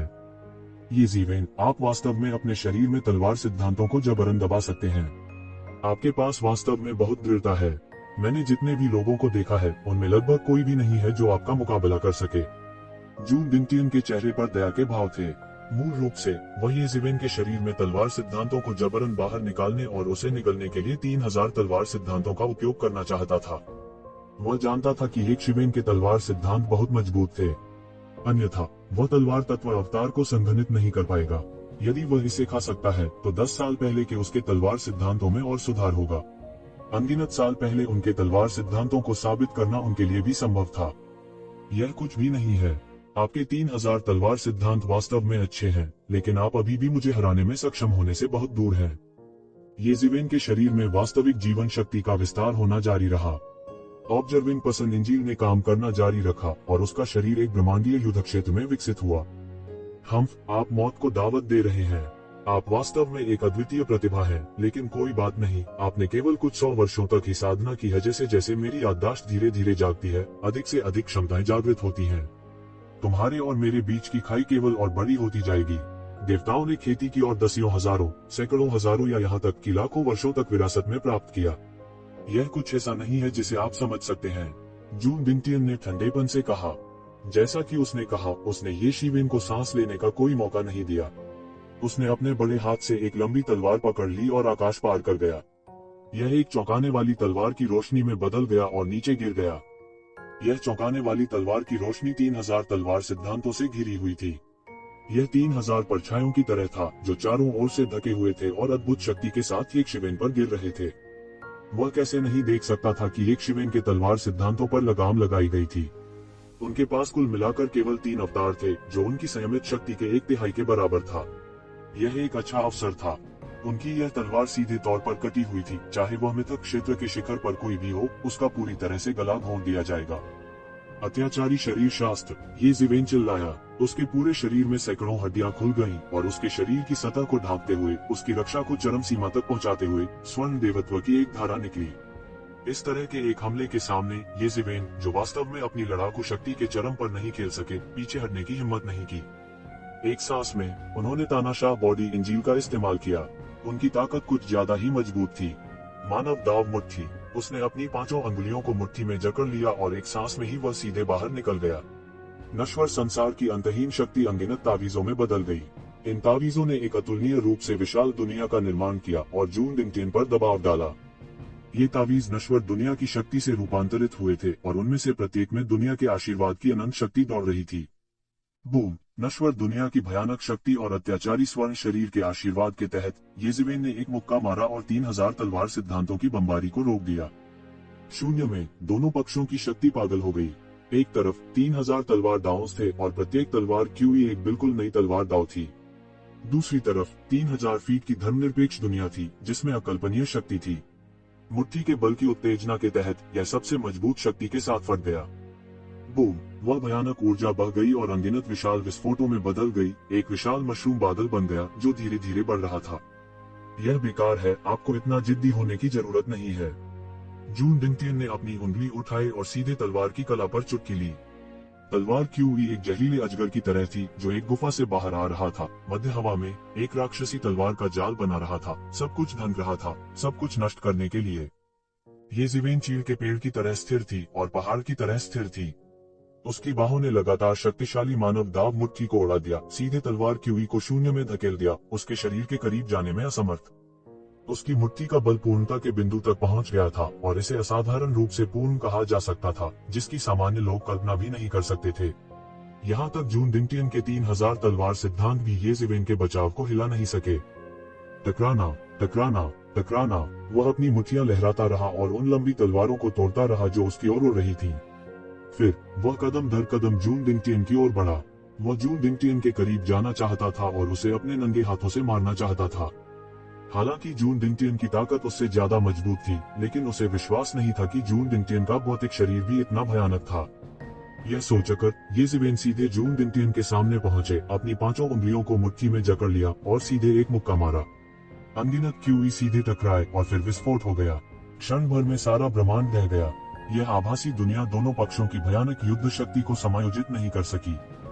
दोनों पक्ष बिल्कुल भी पीछे नहीं हटे, यह जानते हुए कि इस बिंदु पर उनके लिए चाहकर भी पीछे हटना संभव नहीं था। जून डिंगटियन आश्चर्यजनक रूप से पीछे नहीं हटे, बल्कि बिना किसी कायरता या पीछे हटने के ये ज़िवेन पर कदम दर कदम हमला किया।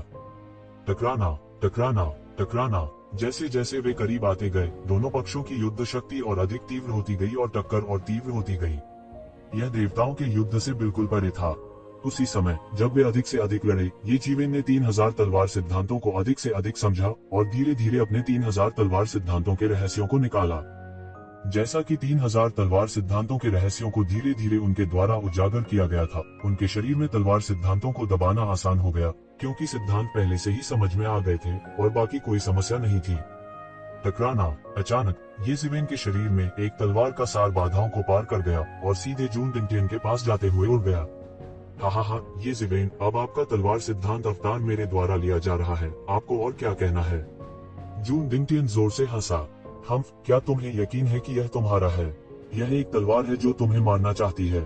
ये ज़िवेन ने तलवार की कला में अपनी उंगलियों को पिन किया और तलवार का सार जो पहले ही बाहर निकल चुका था, उसके नियंत्रण में सीधे जून डिंगटियन पर गिर गया। बजना। तलवार की चमक बुझ गई। जल्द ही जून डिंगटियन की नर्म मुस्कान गायब हो गई। उन्होंने महसूस किया कि तलवार के उनके 3000 सिद्धांत इस तलवार की चमक को रोक पाने में असमर्थ थे। क्या यह कोई अन्य तलवार सिद्धांत हो सकता है जो तलवार के अपने 3000 सिद्धांतों से परे था? असंभव। उन्होंने तुरंत महसूस किया कि तलवार के 3000 सिद्धांत एक सर्वोच्च तकनीक थी जिसे उन्होंने अपने पिछले जीवन में अनगिनत तलवारबाजों से सीखा था जब वह अभी भी एक देवता थे। किसी तलवार के सिद्धांत के लिए तलवार के 3000 सिद्धांतों से परे होना असंभव था। तलवार के 3000 सिद्धांतों की सीमा थी, उसकी समझ के दायरे से बाहर होना असंभव था। हुश, लेकिन इससे पहले कि वो कुछ और सोच पाता, येज़ेवेन का हमला उसके सामने आ चुका था। तलवार की चमक 9 स्वर्गों में फैल गई, आकाश को आधा काट दिया और सीधे जून डिंटियन के चेहरे पर जा लगी। जून डिंटियन ने एक तलवार मंत्र का प्रदर्शन किया और अनगिनत तलवार और रास बाहर निकली जो उन्हें बाहरी दुनिया से बचा रही थी। बजना, तू ज़ेवेन की आक्रामक लहर को सीधे उसके द्वारा अवरुद्ध कर दिया गया था, लेकिन शक्तिशाली बल के कारण उसे कई कदम पीछे हटने के लिए भी मजबूर होना पड़ा। उसने यह कैसे किया? जून डिंटियन के तलवार के 3000 सिद्धांत पहले से ही अत्यंत पूर्ण हैं। उसका तलवार सिद्धांत जून डिंटियन के सिद्धांत से परे कैसे हो सकता है? केवल जून डिंटियन ही भ्रमित नहीं थे, कई लोग समान रूप से चौंक गए थे। भले ही वे अखाड़े में नहीं थे, कई तलवारबाजों ने महसूस किया कि तलवार के 3000 सिद्धांतों की दृष्टि से उनके शरीर में तलवार सिद्धांत को दबाया जा रहा है। येज़ेवेन के लिए तलवार के सिद्धांत को मुट्ठी के सिद्धांत और कृपाण के सिद्धांत से नियंत्रित करना असंभव था। क्या ऐसा हो सकता है कि येज़ेवेन तलवार के 3000 सिद्धांतों को पहले ही देख चुकी है? यही एकमात्र तरीका है, अन्यथा ज्वाला के देवता की आंखें जल रही थी। इसमें ज्ञान था और इसने एक ही पल में बहुत सी बातें निकाल ली। मैं अब समझ गया हूँ।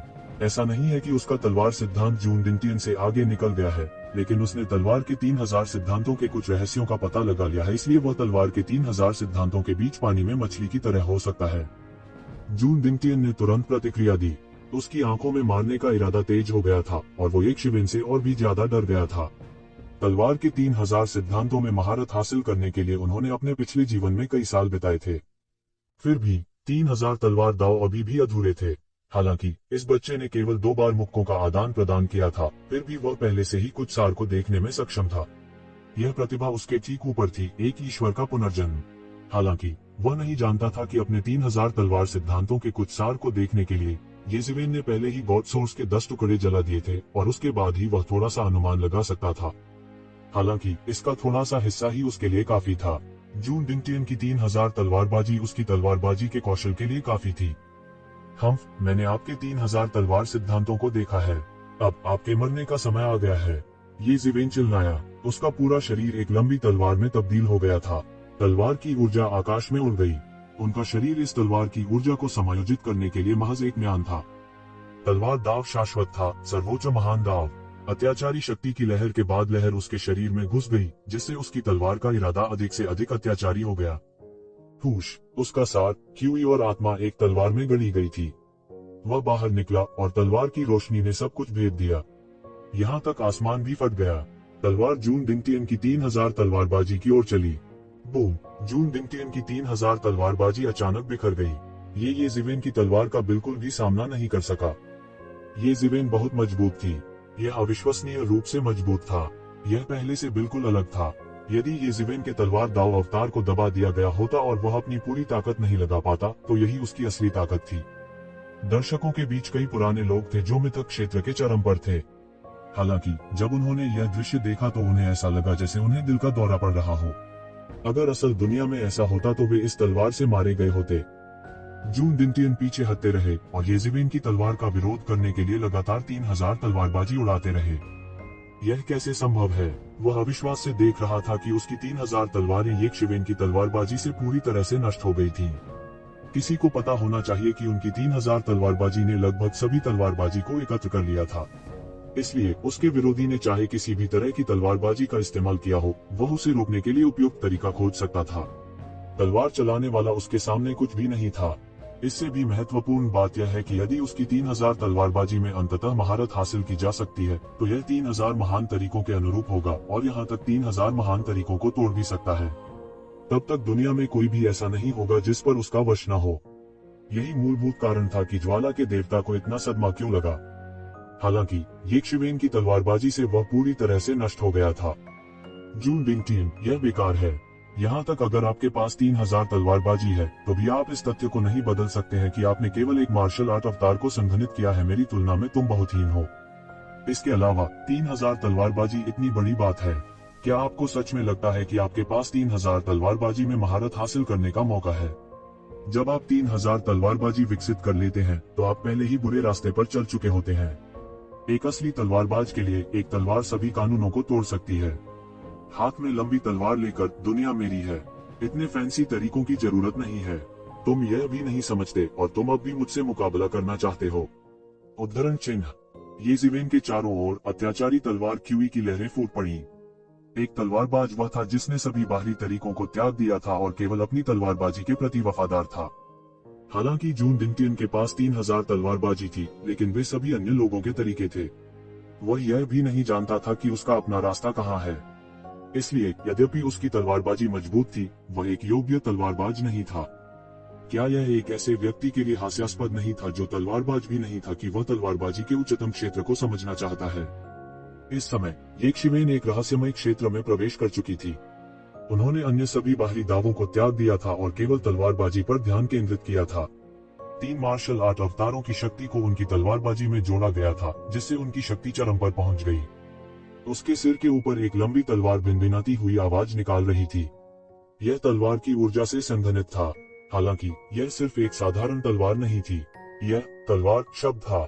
इस शब्द ने तलवारबाजी की उनकी सारी समझ को संघनित कर दिया। क्या आप तलवार शब्द को संक्षिप्त कर सकते हैं? यह असंभव है। यहाँ तक मैं भी ऐसा नहीं कर सकता। जून डिंगटियन को विश्वास नहीं हो रहा था। अपने स्तर पर उसने यह कहने का साहस नहीं किया कि वह प्राचीन शब्द को संक्षिप्त कर सकता है। इससे भी महत्वपूर्ण बात यह थी कि वह अपने पूरे जीवन में तलवारबाजी का अभ्यास करता रहा था, जबकि येशिवेन सिर्फ एक आधा अधूरा मार्शल कलाकार था। तलवारबाजी उनकी मार्शल आर्ट में से एक थी। यह कैसे संभव था कि वो येशिवेन से कमतर था? क्योंकि तुम पर्याप्त रूप से शुद्ध नहीं हो। 3000 तलवारबाजी अद्भुत है, लेकिन आपको कभी भी चरम सीमा तक सभी 3000 तलवारबाजी का अभ्यास करने का मौका नहीं मिलेगा। इसलिए आप कभी भी तलवार शब्द को संक्षिप्त नहीं कर पाएंगे। येशिवेन ने उपहास किया। उसने जून डिंगटियन को रहस्य बताने की परवाह नहीं की। अगर उसने उसे बताया तो क्या होगा? क्या जून डिंगटियन अपनी खेती को छोड़ने और फिर से खेती करने की हिम्मत करेगा? उसकी साधना की इतनी तेजी से प्रगति का मूल कारण यह था कि उसे अपने पिछले जीवन की स्मृति थी। यदि उसने अपनी साधना छोड़ दी और पुनः साधना की, तो यह उसके पिछले जीवन के मार्ग को नकारने के समान होगा, जिसका अर्थ था अपने पिछले जीवन के बारे में सब कुछ नकारना। जब उसने दोबारा खेती शुरू की, तो यह कहना मुश्किल था कि वह कितनी दूर तक जा सकता है। अपने पिछले जीवन की स्मृति के बिना वह कुछ भी नहीं होगा। यह असंभव है। तुम मेरे ताओवादी दिल को हिलाने की हिम्मत मत करो। जून डिंगटियन हिल गया था, लेकिन वह जल्दी से ठीक हो गया। वह अपनी 3000 तलवारबाजी को नहीं छोड़ सकता था, अन्यथा उसकी ताओवादी नींव नष्ट हो जाती। यदि वह बच भी जाता तो वह कोई प्रगति नहीं कर पाता। लेकिन इससे कोई फर्क नहीं पड़ता। इससे कोई फर्क नहीं पड़ता, भले ही मैं इसे अभी संक्षिप्त नहीं कर सकता।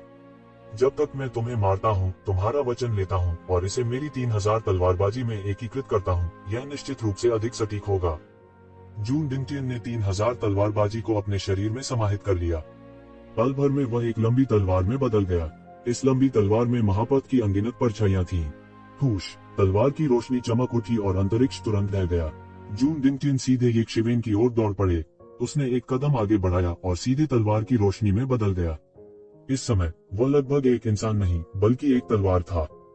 अद्भुत तलवार की ऊर्जा सीधे अंतरिक्ष को ध्वस्त कर देती है और कानून द्वारा मरम्मत की जाती है। यदि वास्तविक दुनिया में ऐसा होता, तो तलवार की ऊर्जा की इस लहर से यह छोटी सी जगह पूरी तरह से नष्ट हो जाती। इस तलवार की वसीयत की भयावहता को हर कोई महसूस कर सकता था। यदि वे निकट आ गए, तो उन्हें इस बात में कोई संदेह न था कि वे टुकड़े टुकड़े हो जाएंगे और उनकी हड्डियां भी न बचेंगी। हालांकि येशिवेन की अभिव्यक्ति नहीं बदली। उसका सारा शरीर वचन से एक हो गया था और उसने वचन से बनी तलवार को अपने हाथ में ले लिया। इस समय वह तलवारबाजी का अवतार था और वह तलवार था। खुश! उसने बिल्कुल नहीं दिया। उसने एक कदम आगे बढ़ाया और जैसे को तैसा। तलवारबाजी अडिग थी और कभी हार नहीं मानने वाली थी। यह तलवारबाजी थी। बजना! शून्य में 2 भयानक तलवार रोशनी भयंकर रूप से टकराए। यह एक भयानक टक्कर थी क्योंकि 2 पूरी तरह से अलग तरह की तलवारें आपस में टकरा गई थीं। जून डिंगटियन ने सरलता को जटिलता में बदलने का प्रतिनिधित्व किया, जबकि येशिवेन ने जटिलता को सरलता में बदल दिया। यह सिर्फ एक तलवार की इच्छा थी और यह सभी दिशाओं में बह गई। टकराना! कुछ देर के झटकों के बाद जून डिंगटियन इससे बाहर आ गए। वह काफी शर्मिंदा दिखे। जिस तलवार के इरादे से उसने अपने चारों ओर घनीभूत किया था, उसे येशिवेन ने चूर चूर कर दिया था। यह बेकार है। तुम मुझे मार नहीं सकते। जब तक मैं अपनी 3000 तलवारबाजी समाप्त नहीं कर लेता तब तक तुम मुझे हरा नहीं सकते। क्या तुम मुझे 3000 बार हराना चाहते हो? जून दिंटियन एक भयानक चेहरे के साथ दहाड़ा। वह फिर से येज़िवेन से हार गया और उसकी तलवारबाजी पूरी तरह से बिखर गई। तो क्या हुआ अगर यह 3000 गुना है? 30,000 बार, 300,000 बार मैं अभी भी आपको उस बिंदु तक हरा सकता हूँ जहाँ आप वापस नहीं लड़ सकते। येज़िवेन ने ठंडेपन से कहा, 3000 तलवारबाजी, मैं उन सबको नष्ट कर दूंगा। तो ज़िवेन की तलवार तेज और विलक्षण थी। ऐसी लड़ाई में उनका पलड़ा भारी रहा। दूसरों के लिए यह 3000 तलवारबाजी पराक्रमी और अजेय था, लेकिन उसके लिए उसने वास्तविक स्थिति को देखा था और सब कुछ ढीला था।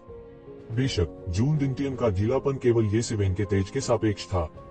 तो मुझे कोशिश करो। जून दिंटियन दहाड़ा और उसका पूरा शरीर फिर से तलवार में बदल गया। टकराना, टकराना, टकराना, येज़िवेन ने जून दिंटियन को बार बार उड़ते हुए भेजा। अब किसी ने नहीं सोचा था कि जून दिंटियन येज़िवेन को हरा सकते हैं। यहाँ तक जो अंधे थे वे भी देख सकते थे कि जून दिंटियन की तलवारबाजी शक्तिशाली थी, लेकिन वह येज़िवेन के साथ कुछ नहीं कर सका। उनकी तलवारबाजी बेहद जटिल थी। यद्यपि वह इसमें कुशल था, लेकिन येज़िवेन की तुलना में वह एक नुकसान में था, जिसने तलवारबाजी के अवतार की निंदा की थी और यहाँ तक कि सीधे तौर पर तलवार शब्द की भी निंदा की थी। येज़िवेन वास्तव में उसे 3000 बार मारने जा रही थी। ऐसा लगता है कि जून दिंटियन इतना शक्तिशाली नहीं है। 3000 स्वॉर्ड सिद्धांत बस इतने ही है। ऐसा लगता है कि वह बस इतना ही है। वह शक्तिशाली दिख रहा था, लेकिन उसे आधा पीट कर मार डाला गया था। बहुत से लोगों ने जून दिंटियन के लिए अपना तिरस्कार व्यक्त किया, जैसे कि जून दिंटियन हार गया था क्योंकि उसकी तलवारबाजी येज़िवेन जितनी अच्छी नहीं थी। बेवकूफ। मिथक दायरे के चरम पर कुछ पुरानी प्राचीन वस्तुएं डांटे बिना नहीं रह सकी। वे नवागंतुकों को तिरछी नजरों से देखते थे और अपने दिल में उपहास करने के अलावा और कुछ नहीं कर सकते थे। ये लोग वास्तव में मूर्ख थे। क्या उन्होंने वास्तव में सोचा था कि जून दिंटियन अपनी खराब तलवारबाजी की समझ के कारण हार गए थे? यह वाकई हास्यास्पद था। क्या आप वास्तव में सोचते हैं कि 3000 स्वॉर्ड प्रिंसिपल्स एक खराब तकनीक है? यदि यह खराब होती तो जून दिंटियन के शीर्ष 10 अपने ताव को साबित करने में सक्षम नहीं होते। आप लोगों की हिम्मत कैसे हुई एक पूर्ण भगवान पर संदेह करने की? उसके हारने का कारण यह नहीं है कि उसकी तकनीक बहुत कमजोर है, इसके विपरीत यह इसलिए है क्योंकि येज़िवेन बहुत मजबूत है। इसके अलावा वह चरम सीमा तक मजबूत है। येज़िवेन की तलवारबाजी को देखिए। इसके अलावा यह इतना मजबूत है कि इसमें अशुद्धता का नामो निशान नहीं है। अगर मैं गलत नहीं हूँ तो मुझे डर है कि येज़िवेन की तलवारबाजी ने भी एक असाधारण विरासत प्राप्त कर ली है। अन्यथा वह इतनी आसानी से 3000 तलवार सिद्धांतों के प्रतिबंध से कैसे छुटकारा पा सकता था? मिथक दायरे के चरम पर एक पुराने अभिजात वर्ग ने कहा। उनका निर्णय और भी समझदार था। उन्होंने जो अनगिनत वर्षों की साधना प्राप्त की थी, वह उनके साधना आधारों में साधारण वृद्धि नहीं थी। उनका निर्णय कुछ ऐसा था जिसकी तुलना नौसिखियों से नहीं की जा सकती थी। पूरे दृश्य को देखते हुए येज़िवेन को वास्तव में एक पूर्ण लाभ मिला था। जून दिंटियन दहाड़ता रहा। उसे येज़िवेन ने एक हताश स्थिति में धकेल दिया था। क्या वो वास्तव में येज़िवेन से 3000 बार हारने वाला था? अगर ऐसा होता तो उसके पास देवता रसातल में खड़े होने का चेहरा कैसे होता? येज़िवेन, तुमने मुझे ऐसा करने के लिए मजबूर किया। जून दिंटियन दहाड़ा। परम गहन अर्थ, तलवार क्षेत्र उतरता है। अचानक जून दिंटियन के पूरे शरीर में आग लग गई। उसके भीतर एक अपूर्व शक्ति प्रज्वलित हो रही थी। पूरा स्थान हिंसक रूप से हिल रहा था। एक राक्षसी शक्ति शून्य से बाहर निकलने के लिए संघर्ष कर रही थी। एक अतुलनीय रूप से विशाल दुनिया बेहोशी से स्पष्ट थी। इसने ईथर सीमा में जबरदस्ती घुसपैठ की थी। इस दुनिया की उपस्थिति ने पूरी दुनिया में अन्य मार्शल आर्ट को तुरंत दबा दिया। पल भर में यह तलवारबाजी की दुनिया बन गई। बहुत से लोगों ने केवल यह महसूस किया कि भले ही वे इसे दूर से ही देखें, उनके शरीर में मौजूद तलवारबाजी में उड़ने की ललक थी। यह एक अबाबिल के अपने घोंसले में लौटने का एहसास था, जैसे कि वह घर लौट आया हो। वह क्या है? हर कोई हैरान रह गया। किसी को भी उम्मीद नहीं थी कि जून दिंटियन आखिरी समय में इस तरह की चाल का इस्तेमाल करेगा। यह एक विश्व सम्मान है। ये सभी पौराणिक गुरु थे। स्वाभाविक रूप से उनके पास उच्च मानक थे। उन्होंने एक नजर में जून दिंटियन के इरादे को पहचान लिया। वह वास्तव में अपने प्रतिद्वंद्वी को दबाने के लिए एक शक्तिशाली दुनिया को बुलाने जा रहा था। ऐसा कदम असामान्य नहीं था। हालांकि कुछ ही थे जो इसे कर सकते थे। हर दुनिया शक्तिशाली और रहस्यमयी थी।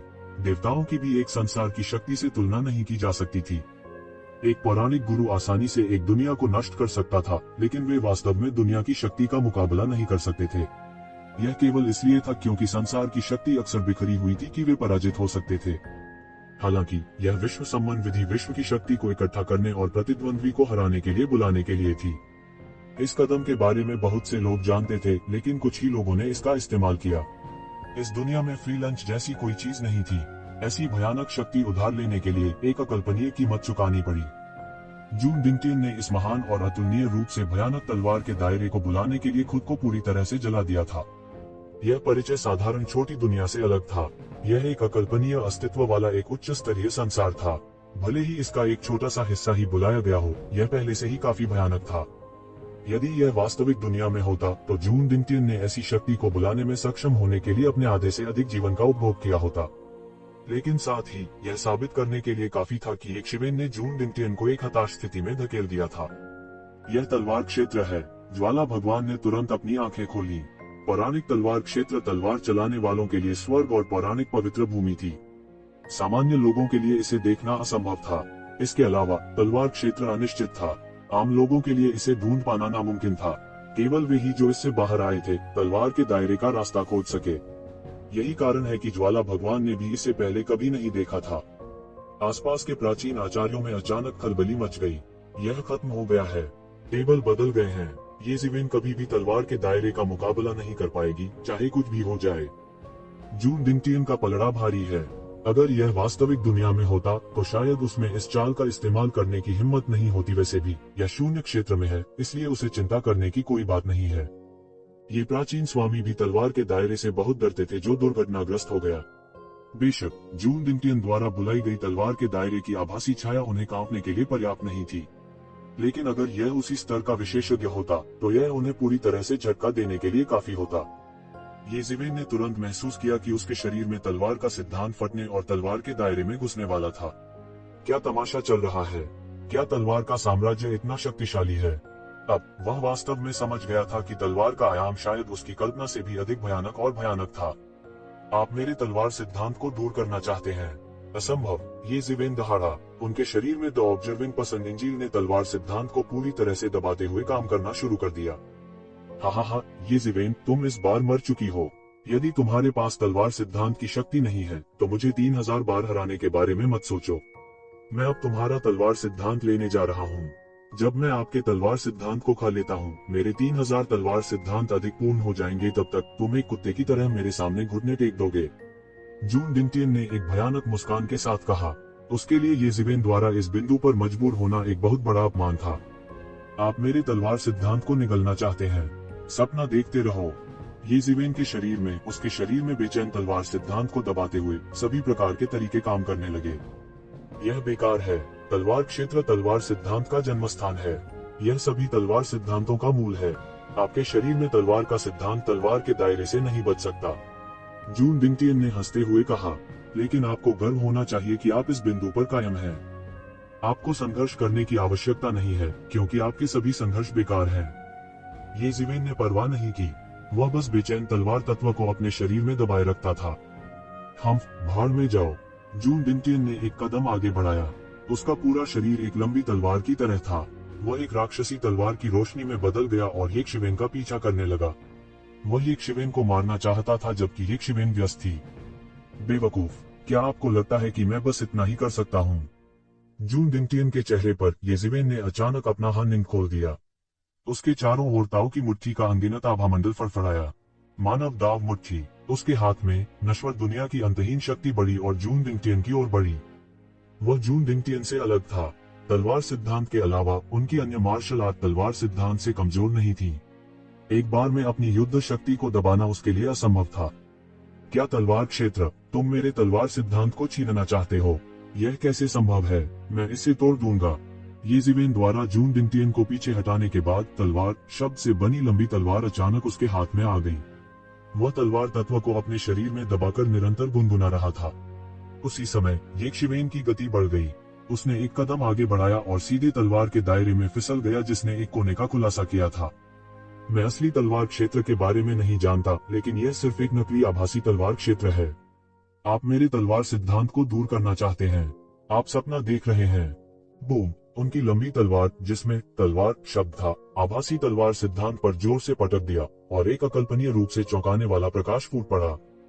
सभी ने एक ज़िवेन को देखा, अवाक रह गए। उन्हें उम्मीद नहीं थी कि जिस तरह से उन्होंने स्थिति से बाहर निकलने का फैसला किया वह तलवार के दायरे को तोड़ना था। बूम बूम बूम, एक शिवेन ने गड़गड़ाहट की आवाजों की एक श्रृंखला के साथ बमबारी जारी रखी। पूरी दुनिया घूमती दिख रही थी और एक शक्तिशाली शक्ति फूट पड़ी। बूम, गड़गड़ाहट की आवाज के बीच शक्तिशाली स्वॉर्ड वर्ल्ड आखिरकार अब और नहीं रुक सका। इंच दर इंच बिखर गया। फिर विस्फोटों की एक श्रृंखला के बाद पूरी तलवार की दुनिया हर किसी की आंखों के सामने इंच दर इंच बिखर गई। यह ढह गया।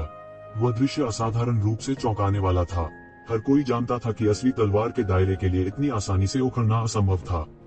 हालांकि यह इस वजह से भी था कि जब उन्होंने इस दृश्य को देखा तो वे और भी चौंक गए। तलवार के दायरे को ढहते हुए देखने का अवसर हर किसी को नहीं मिला। पफ, जून डिंगटियन ने मुंह से खून निकाला। वह अपने जीवन सार के साथ तलवार क्षेत्र के अस्तित्व को बनाए रखता था, लेकिन तलवार क्षेत्र इतनी आसानी से ये शिवेन द्वारा नष्ट कर दिया गया था। एक सांस में ही वह गंभीर रूप से घायल हो गया। अगर यह वास्तविक दुनिया में होता तो वह मर जाता। सब खत्म हो गया। एक तलवार की रोशनी उसकी छाती में चुभ गई और वह सीधे टुकड़ों में कट गया। जून डिंगटियन तुरंत मर गया, प्रकाश की एक गेंद में बदल गया और गायब हो गया। ये ज़िवेन की अभिव्यक्ति ठंडी थी। सभी ने अपनी सांस रोक ली। ये ज़िवेन चैंपियन थी। ये ज़िवेन के चैंपियनशिप जीतने की पूरी प्रक्रिया को हर किसी ने देखा था। जिन लोगों ने कभी लड़ाई नहीं देखी थी उन्हें ये ज़िवेन के चैंपियनशिप जीतने पर संदेह हो सकता है, लेकिन लड़ाई देखने के बाद वे समझ गए होंगे कि एक शिवेन का चैंपियनशिप जीतना कोई अतिशयोक्ति नहीं थी।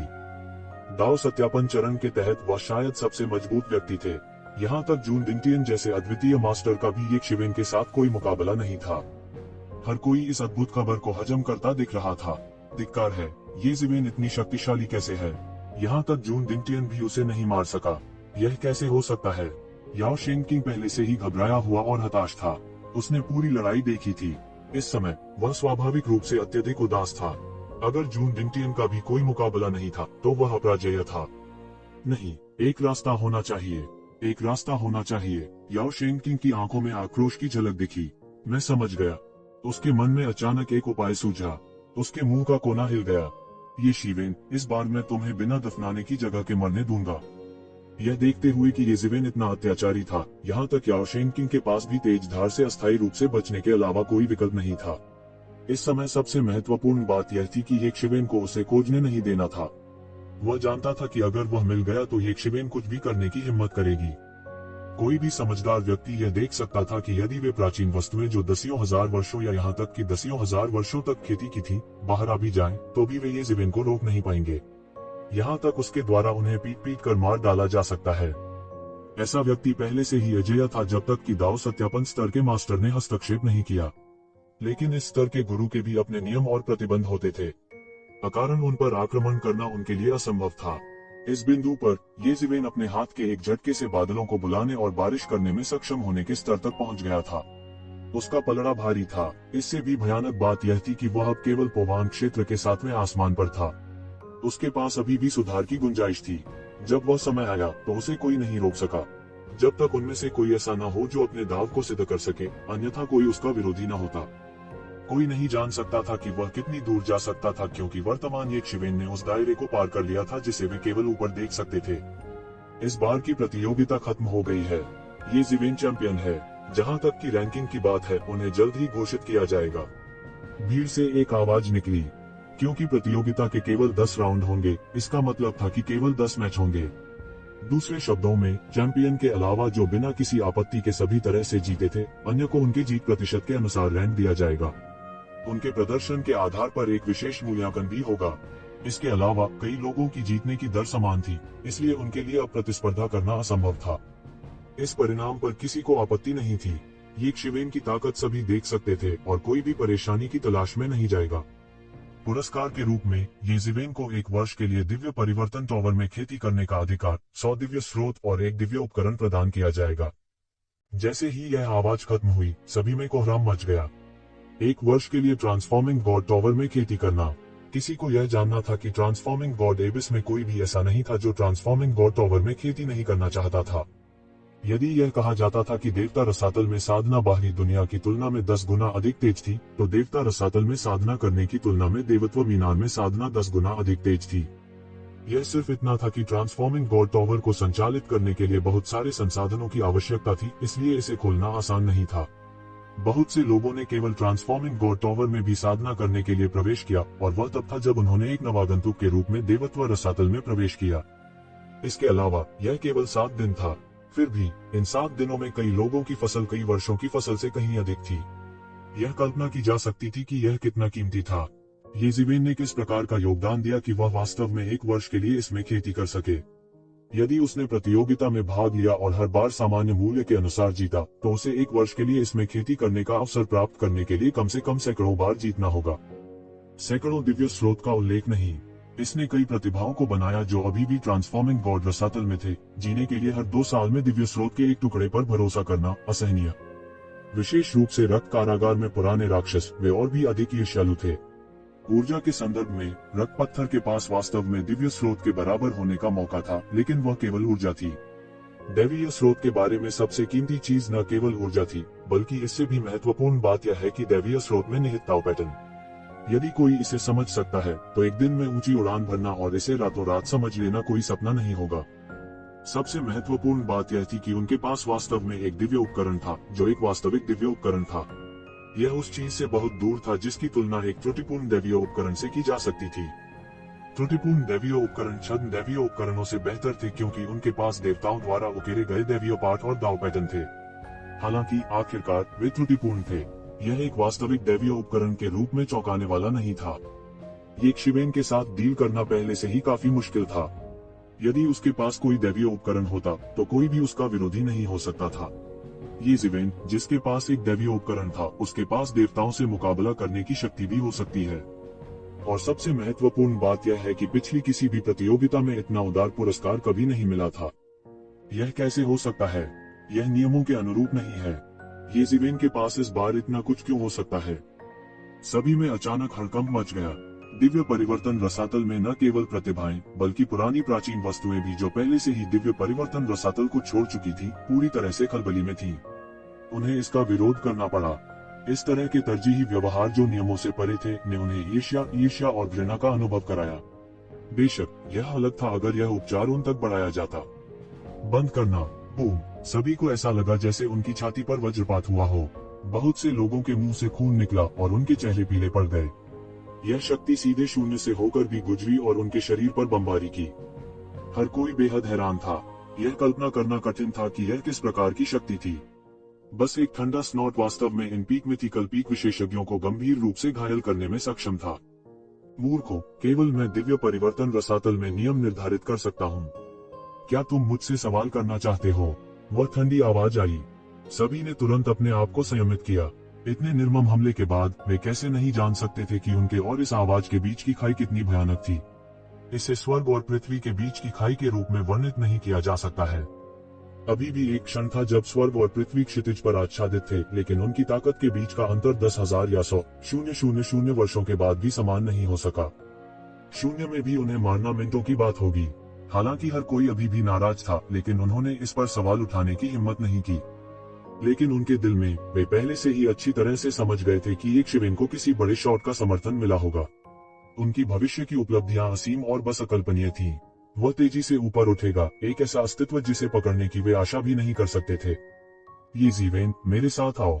इस समय येशविन के सामने एक अंतरिक्ष पोर्टल दिखाई दिया। इस स्थान के पीछे यह एक अपरिचित स्थान की ओर ले गया। येशविन ने संकोच नहीं किया। उसने एक कदम आगे बढ़ाया और पोर्टल में कदम रखा, यह महसूस करते हुए कि येशविन और वह चौंकाने वाला दबाव गायब हो गया था। सभी ने अनिच्छा से राहत की सांस ली, लेकिन इस समय वे थोड़े हक्का बक्का भी थे। उन्होंने एक दूसरे को देखा, न जाने क्या क्या कहा। सब खत्म हो गया। उनके दिलों में अन्याय की एक धुंधली भावना थी। येशविन की ताकत वास्तव में बहुत मजबूत थी, लेकिन वह इस तरह के इलाज के लायक नहीं थे। और ऐसा लग रहा था कि यह इलाज तो बस शुरुआत थी। क्यों? याओ शेंगकिंग का चेहरा पूरी तरह से झुलसा हुआ था। उसे उम्मीद नहीं थी कि येशविन इतनी भाग्यशाली होगी।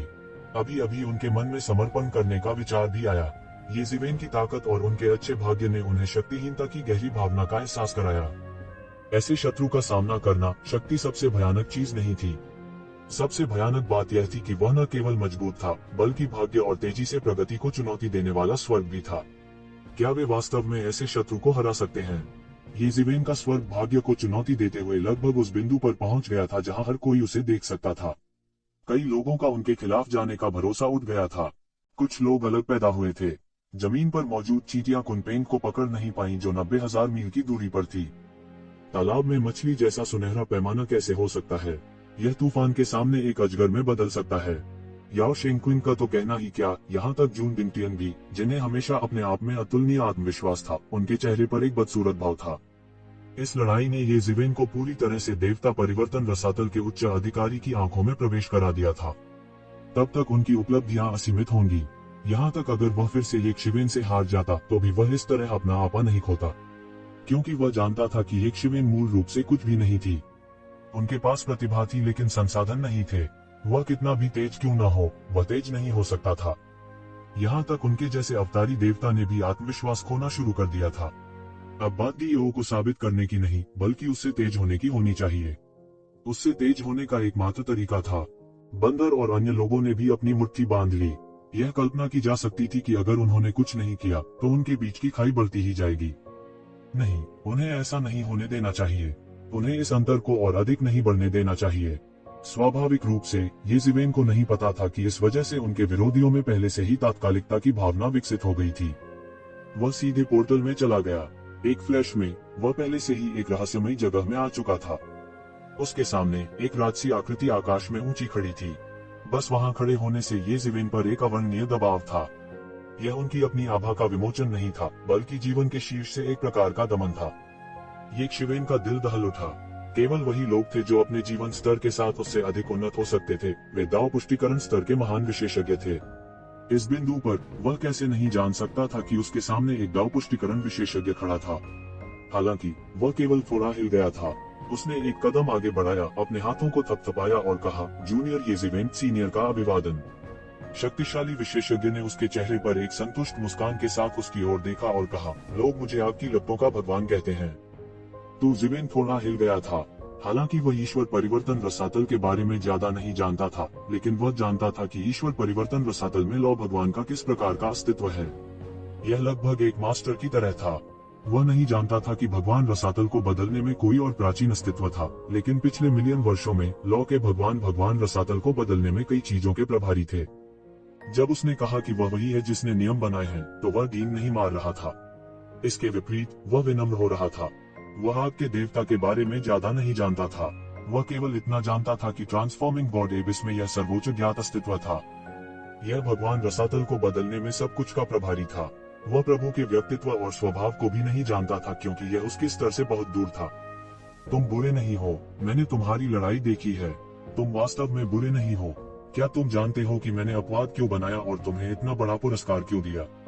आग की लपटों का देवता येजिवेन को देखकर मुस्कुराया। येजिवेन ने सिर हिलाया। जब उसने पुरस्कारों के बारे में सुना तो वह खुद भी हैरान रह गया। उसे विश्वास ही नहीं हो रहा था। पुरस्कार वास्तव में बहुत उदार थे। ट्रांसफॉर्मिंग गॉड टॉवर को 1 साल तक काम करने की जरूरत थी और संसाधनों की खपत अनगिनत थी। यह दिखने में जितना सरल था उससे बहुत दूर था। क्योंकि मुझे इसकी जरूरत है।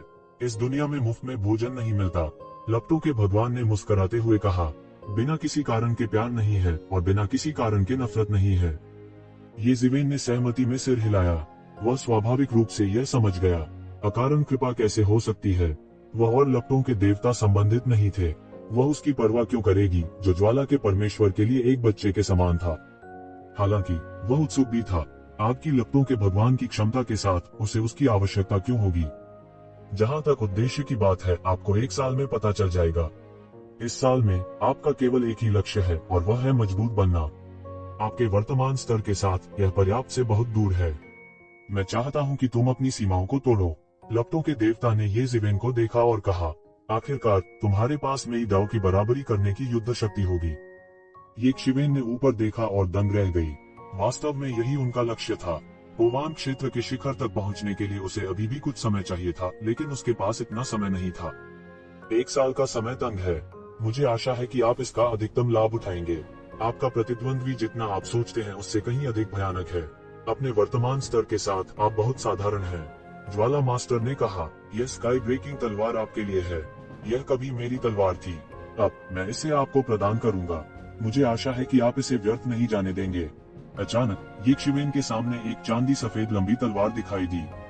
उसका पूरा शरीर एक प्रकार के धुंधले चांदी सफेद रंग से चमक रहा था, जिससे लोगों का मन उसमें डूब जाता था। उस पर एक अतुलनीय रूप से गहरा कानून तावीज खुदा हुआ था, जो तलवार से मुक्त होने और उड़ने की इच्छा के संकेत दिखा रहा था। यह एक कीमती तलवार थी जिसका अपना आकर्षण था। उसने अपना हाथ बढ़ाया और आसानी से डुआन कान को पकड़ लिया। बूम! उस पल में एक अतुलनीय रूप से राजसी शक्ति उसके शरीर में फैल गई, जिससे उसे भ्रम हो गया कि पूरी दुनिया उसके नियंत्रण में है। इसने उसे ऐसा महसूस कराया जैसे कि उसकी तलवार के एक ही वार से पूरी दुनिया अलग हो सकती है। इससे भी महत्वपूर्ण बात यह है कि यह नकली नहीं था, यह वास्तविक था। यह मिराज में अनुकरण नहीं था कि वह मिराज से बाहर ला सके। उन्होंने आसानी से इस शक्ति में महारत हासिल कर ली। इमेजेंस इमॉर्टल एक्सटर्मिनेटिंग सेबर को नियंत्रित करना उतना मुश्किल नहीं था। वह जानता था कि फ्लेम मास्टर ने अवश्य ही कुछ बल प्रयोग किया होगा। फिर उनके दिमाग में जानकारी की लहर दौड़ गई। यह स्काई ब्रेकिंग स्वॉर्ड को नियंत्रित करने की तकनीक थी, साथ ही इसे परिष्कृत करने की विधि भी थी। मूल रूप से उसने वह सब कुछ किया था जो फ्लेम मास्टर कर सकता था। सबसे महत्वपूर्ण बात यह है कि वास्तव में ईश्वर स्तरीय तलवार तकनीक का एक सेट था जो स्काई ब्रेकिंग तलवार की शक्ति को पूरी तरह से पूरक करता था। इसे रॉयल शॉकिंग स्वॉर्ड कहा जाता था और यह एक बहुत ही प्रभावशाली तलवार तकनीक भी थी। धन्यवाद वरिष्ठ, येज़िवेन ने जल्दी से अपने हाथ जोड़े और आश्चर्य से कहा। मैं समझ सकता हूँ कि ऐसा लगता है कि आपके पास अन्य कुलीन तलवारबाजों की स्वॉर्ड विल्स हैं। हालांकि यह एक दीर्घकालिक योजना नहीं है। आप केवल अपनी स्वॉर्ड विल की खेती कर सकते हैं। अब से आपकी साधना का मार्ग होगा आसान। क्या तुम समझे? लॉर्ड अधिपति ने कहा। यह सही है। हाँ, येज़िवेन ने सिर हिलाया। ठीक है, अब तुम जा सकते हो। अन्य पुरस्कार जल्द ही भेज दिए जाएंगे। जल्दी करो और ट्रांसफॉर्मिंग गॉड टॉवर में खेती करो। समय बर्बाद मत करो। वास्तव में येज़िवेन ने धीरे से अपनी आंखें खोली। उसके सामने स्काई ब्रेकिंग तलवार धीरे धीरे उसके सामने तैरने लगी। यह धीरे से गुनगुनाता है और आसपास की जगह में उतार चढ़ाव होता है। उसने एक जादू किया और स्काई ब्रेकिंग तलवार को वापस अपने शरीर में डाल दिया। उसने पहले जून डिंटियन और याओ शेन किंग को मारने की योजना बनाई थी, लेकिन ऐसा लग रहा था कि उसके पास समय कम पड़ रहा था। हालांकि जल्दी करने की कोई जरूरत नहीं थी। एक बार जब उसने स्काई ब्रेकिंग तलवार को परिष्कृत किया और चरम राजा तलवार कला में महारत हासिल कर ली, तो वह उन्हें मिनटों में मार सकता था यदि वे उसके सामने आने का साहस करते। वे उसके लिए बिल्कुल भी मेल नहीं खाते थे। हालांकि एकमात्र समस्या यह थी कि वे पहले से ही पौराणिक क्षेत्र के चरम पर थे। वे डाउ वैलिडेशन से केवल आधा कदम दूर थे। उनके कौशल रसातल दानव भगवान और अन्य के करीब थे। अगर वे उससे एक कदम आगे होते तो क्या होता? स्थिति उल्टी होगी। वे ही उसका पीछा कर रहे होंगे और वह अचानक शिकार बन जाएगा। इस पहलू में वह निश्चित रूप से नुकसान में होगा। आखिरकार इस पहलू में वास्तव में उनका मुकाबला करने का कोई तरीका नहीं था। दाव सत्यापन स्तर के साथ प्रतिस्पर्धा करने में सक्षम होने के लिए प्रशिक्षित करने का एकमात्र तरीका था। तब तक वह दुनिया में कहीं भी जा सकता था। भले ही रसातल दानव भगवान दाव सत्यापन स्तर में कदम रखता है, फिर भी वह उसके द्वारा मारा जाएगा। चिंता की कोई बात नहीं थी। इस बात की चिंता करने के बजाय कि दूसरे लोग पहले दाव सत्यापन स्तर में कब कदम रखेंगे, बेहतर होगा कि वह अपनी खुद की ताकत बढ़ाए। केवल अपनी ताकत बढ़ाकर ही वह असली गारंटी होगा। इन सब के बारे में सोचने के बाद येशिवेन को केवल यही लगा कि उसके सामने सब कुछ स्पष्ट था। वह नहीं रुका और सीधे स्काई बियरिंग कैसल लौट आया। इस समय फ्लाइंग क्लाउड कैसल पहले से ही ऊपर चला गया था और स्काई बियरिंग कैसल के साथ था। जहां तक क्लाउड कैसल की 2 ब्लडस्टोन खानों की बात है, तो येशिवेन पूरी तरह से खोद चुका था। अगले वर्ष में यदि वह वास्तविक आकाशीय बाधा को तोड़ना चाहता था, तो ये 2 रक्तपात की खदानें बिल्कुल अपरिहार्य थीं। कुछ निर्देश देने के बाद उन्होंने 2 किलों का प्रबंधन जिन बुहुआन को सौंप दिया। फिर वह सीधे ब्लड जेल से बाहर चला गया और ट्रांसफॉर्मिंग गॉड रसातल में ट्रांसफॉर्मिंग गॉड टॉवर की ओर दौड़ पड़ा। 7 साल पहले जब उसने पहली बार प्रवेश किया था, उसकी तुलना में उसकी ताकत कुछ ज्यादा ही मजबूत थी। जल्द ही वह ट्रांसफॉर्मिंग गॉड एबिस में पहुंचे। हालांकि जिस चीज की उन्हें उम्मीद नहीं थी, वह यह थी कि यहाँ उनका इंतजार कर रहा व्यक्ति वास्तव में एल्डरकोन था। इसके अलावा यह एक अवतार नहीं था, बल्कि एल्डरकान का वास्तविक शरीर था। यह एक और अथाह गुरु था जो उसने शुरू में कल्पना की थी, उससे कहीं अधिक भयानक था। यह सामान्य दाव सत्यापन मास्टर की तरह सरल होने से बहुत दूर था। येशिवेन ने तेजी से आगे बढ़कर झुकते हुए कहा। जूनियर ने सीनियर का अभिवादन किया। आपको इतना विनम्र होने की जरूरत नहीं है। ऐसा नहीं है कि हम पहले एक दूसरे से नहीं मिले हैं, हालांकि यह केवल मेरी मूल आत्मा का अवतार है। वास्तव में यह सब मेरे नियंत्रण में है। ट्रांसफॉर्मिंग गॉड एबिस के उच्च अधिकारी इस मामले को लेकर बहुत चिंतित हैं। ज्वाला का स्वामी आपके कारण व्यक्तिगत रूप से इस मामले पर ध्यान दे रहा है।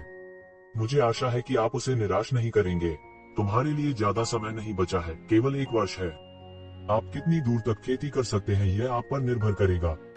इस बार मैं व्यक्तिगत रूप से आपके लिए ट्रांसफॉर्मिंग गॉड टावर भी चलाऊंगा।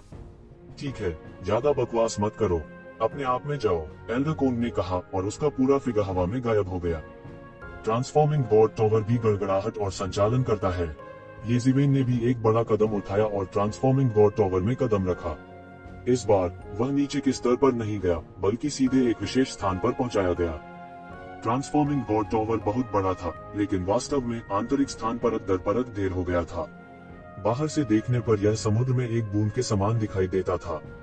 अंदर रिक्त स्थान की संख्या अकल्पनीय थी और इसमें कई अतुलनीय शक्तिशाली वरिष्ठ भी खेती कर रहे थे। यह एक आकाशीय स्थान था और अनगिनत नियम प्रकट हुए। यह बाहर से भी अधिक स्पष्ट था। यह लगभग ऐसा था जैसे आप बाहर पहुंच सकते हैं और इसे पकड़ सकते हैं। एक सांस में आप अनगिनत नियमों को आत्मसात कर सकते हैं और आपका पूरा शरीर सहज महसूस करता है। आपको लगभग एक दिव्य प्रकाश प्राप्त हो गया था और आपको ऐसा महसूस हुआ कि आप स्वर्ग में चढ़ने वाले हैं। अचानक उसके सामने एक आकृति प्रकट हुई जो अत्यंत शक्तिशाली थी। यह आकृति धुंधली थी और वह इसका चेहरा स्पष्ट नहीं देख पा रहा था। जब उसने येज़ेबेल को देखा तो उसने सीधे अपनी हथेली से थप्पड़ मारा और आकाश पूरी तरह से ढह गया। येज़ेबेल चौंक गई। इस आकृति की ताकत वास्तव में उससे कमतर नहीं थी। यह लगभग पौराणिक क्षेत्र के चरम पर पहुंच गया था। यदि वह और आगे जाता है तो यह दाव सत्यापन स्तर की ताकत होगी। येज़ेबेल ने संकोच नहीं किया और सीधे लोगों की ताव मुट्ठी मार दी। बूम! दोनों पक्ष कुछ कदम पीछे हट गए। येज़ेबेल, इस फिगर की ताकत आपके जैसी ही है।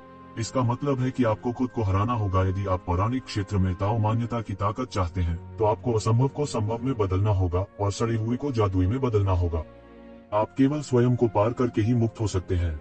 इसका आनंद लें। इस समय येज़ेबेल के कान में एल्डर कोन की आवाज सुनाई दी। लानत है, येज़ेबेल अपने दिल में शाप दिए बिना नहीं रह सका।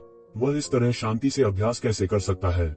1 साल के भीतर सफलता हासिल करना उनके लिए असंभव था।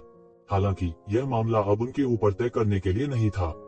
उसके सामने की आकृति उसे मारने के लिए पहले ही दौड़ पड़ी थी। बूम! यह भयानक हमला स्वर्ग की तिजोरी में घुस सकता है। यह असाधारण रूप से भयानक था। येज़ेबेल इस बारे में भी बहुत स्पष्ट थी कि इस व्यक्ति की ताकत कितनी भयानक थी। उनकी ताकत उनके जैसी ही थी। हालांकि केवल वह अपनी ताकत जानता था, इसलिए उसने थोड़ा सा भी आराम करने की हिम्मत नहीं की। टूटा हुआ विश्व ब्लेड। उसके हाथ में इमेजेंस इमोर्टल एक्सटर्मिनेटिंग सेबर दिखाई दिया। वह विरोधी को हराने के लिए अपनी सबसे मजबूत स्थिति का उपयोग करना चाहता था। Boom boom boom! पलक झपकते ही आकाश में दोनों पक्षों ने अनगिनत वार किए। यह सबसे मजबूत प्रतिद्वंद्वी था जिसका सामना करने के बाद येज़ेबेल का सामना करना पड़ा था। उसी समय उसके शरीर में रहस्यमय स्थान भी लगातार काम कर रहा था और यह लगातार ग्रेट डाउ को समझने लगा कि केवल डाउ सत्यापन स्तर के पावरहाउस ही वास्तव में समझ सकते हैं। उसके शरीर में भौतिक शरीर, जो कि भेड़िया दानव भगवान का था, शक्तिशाली ताकतों द्वारा बमबारी की जाने लगी जो भगवान के रहस्य को समझने की कोशिश कर रही थी।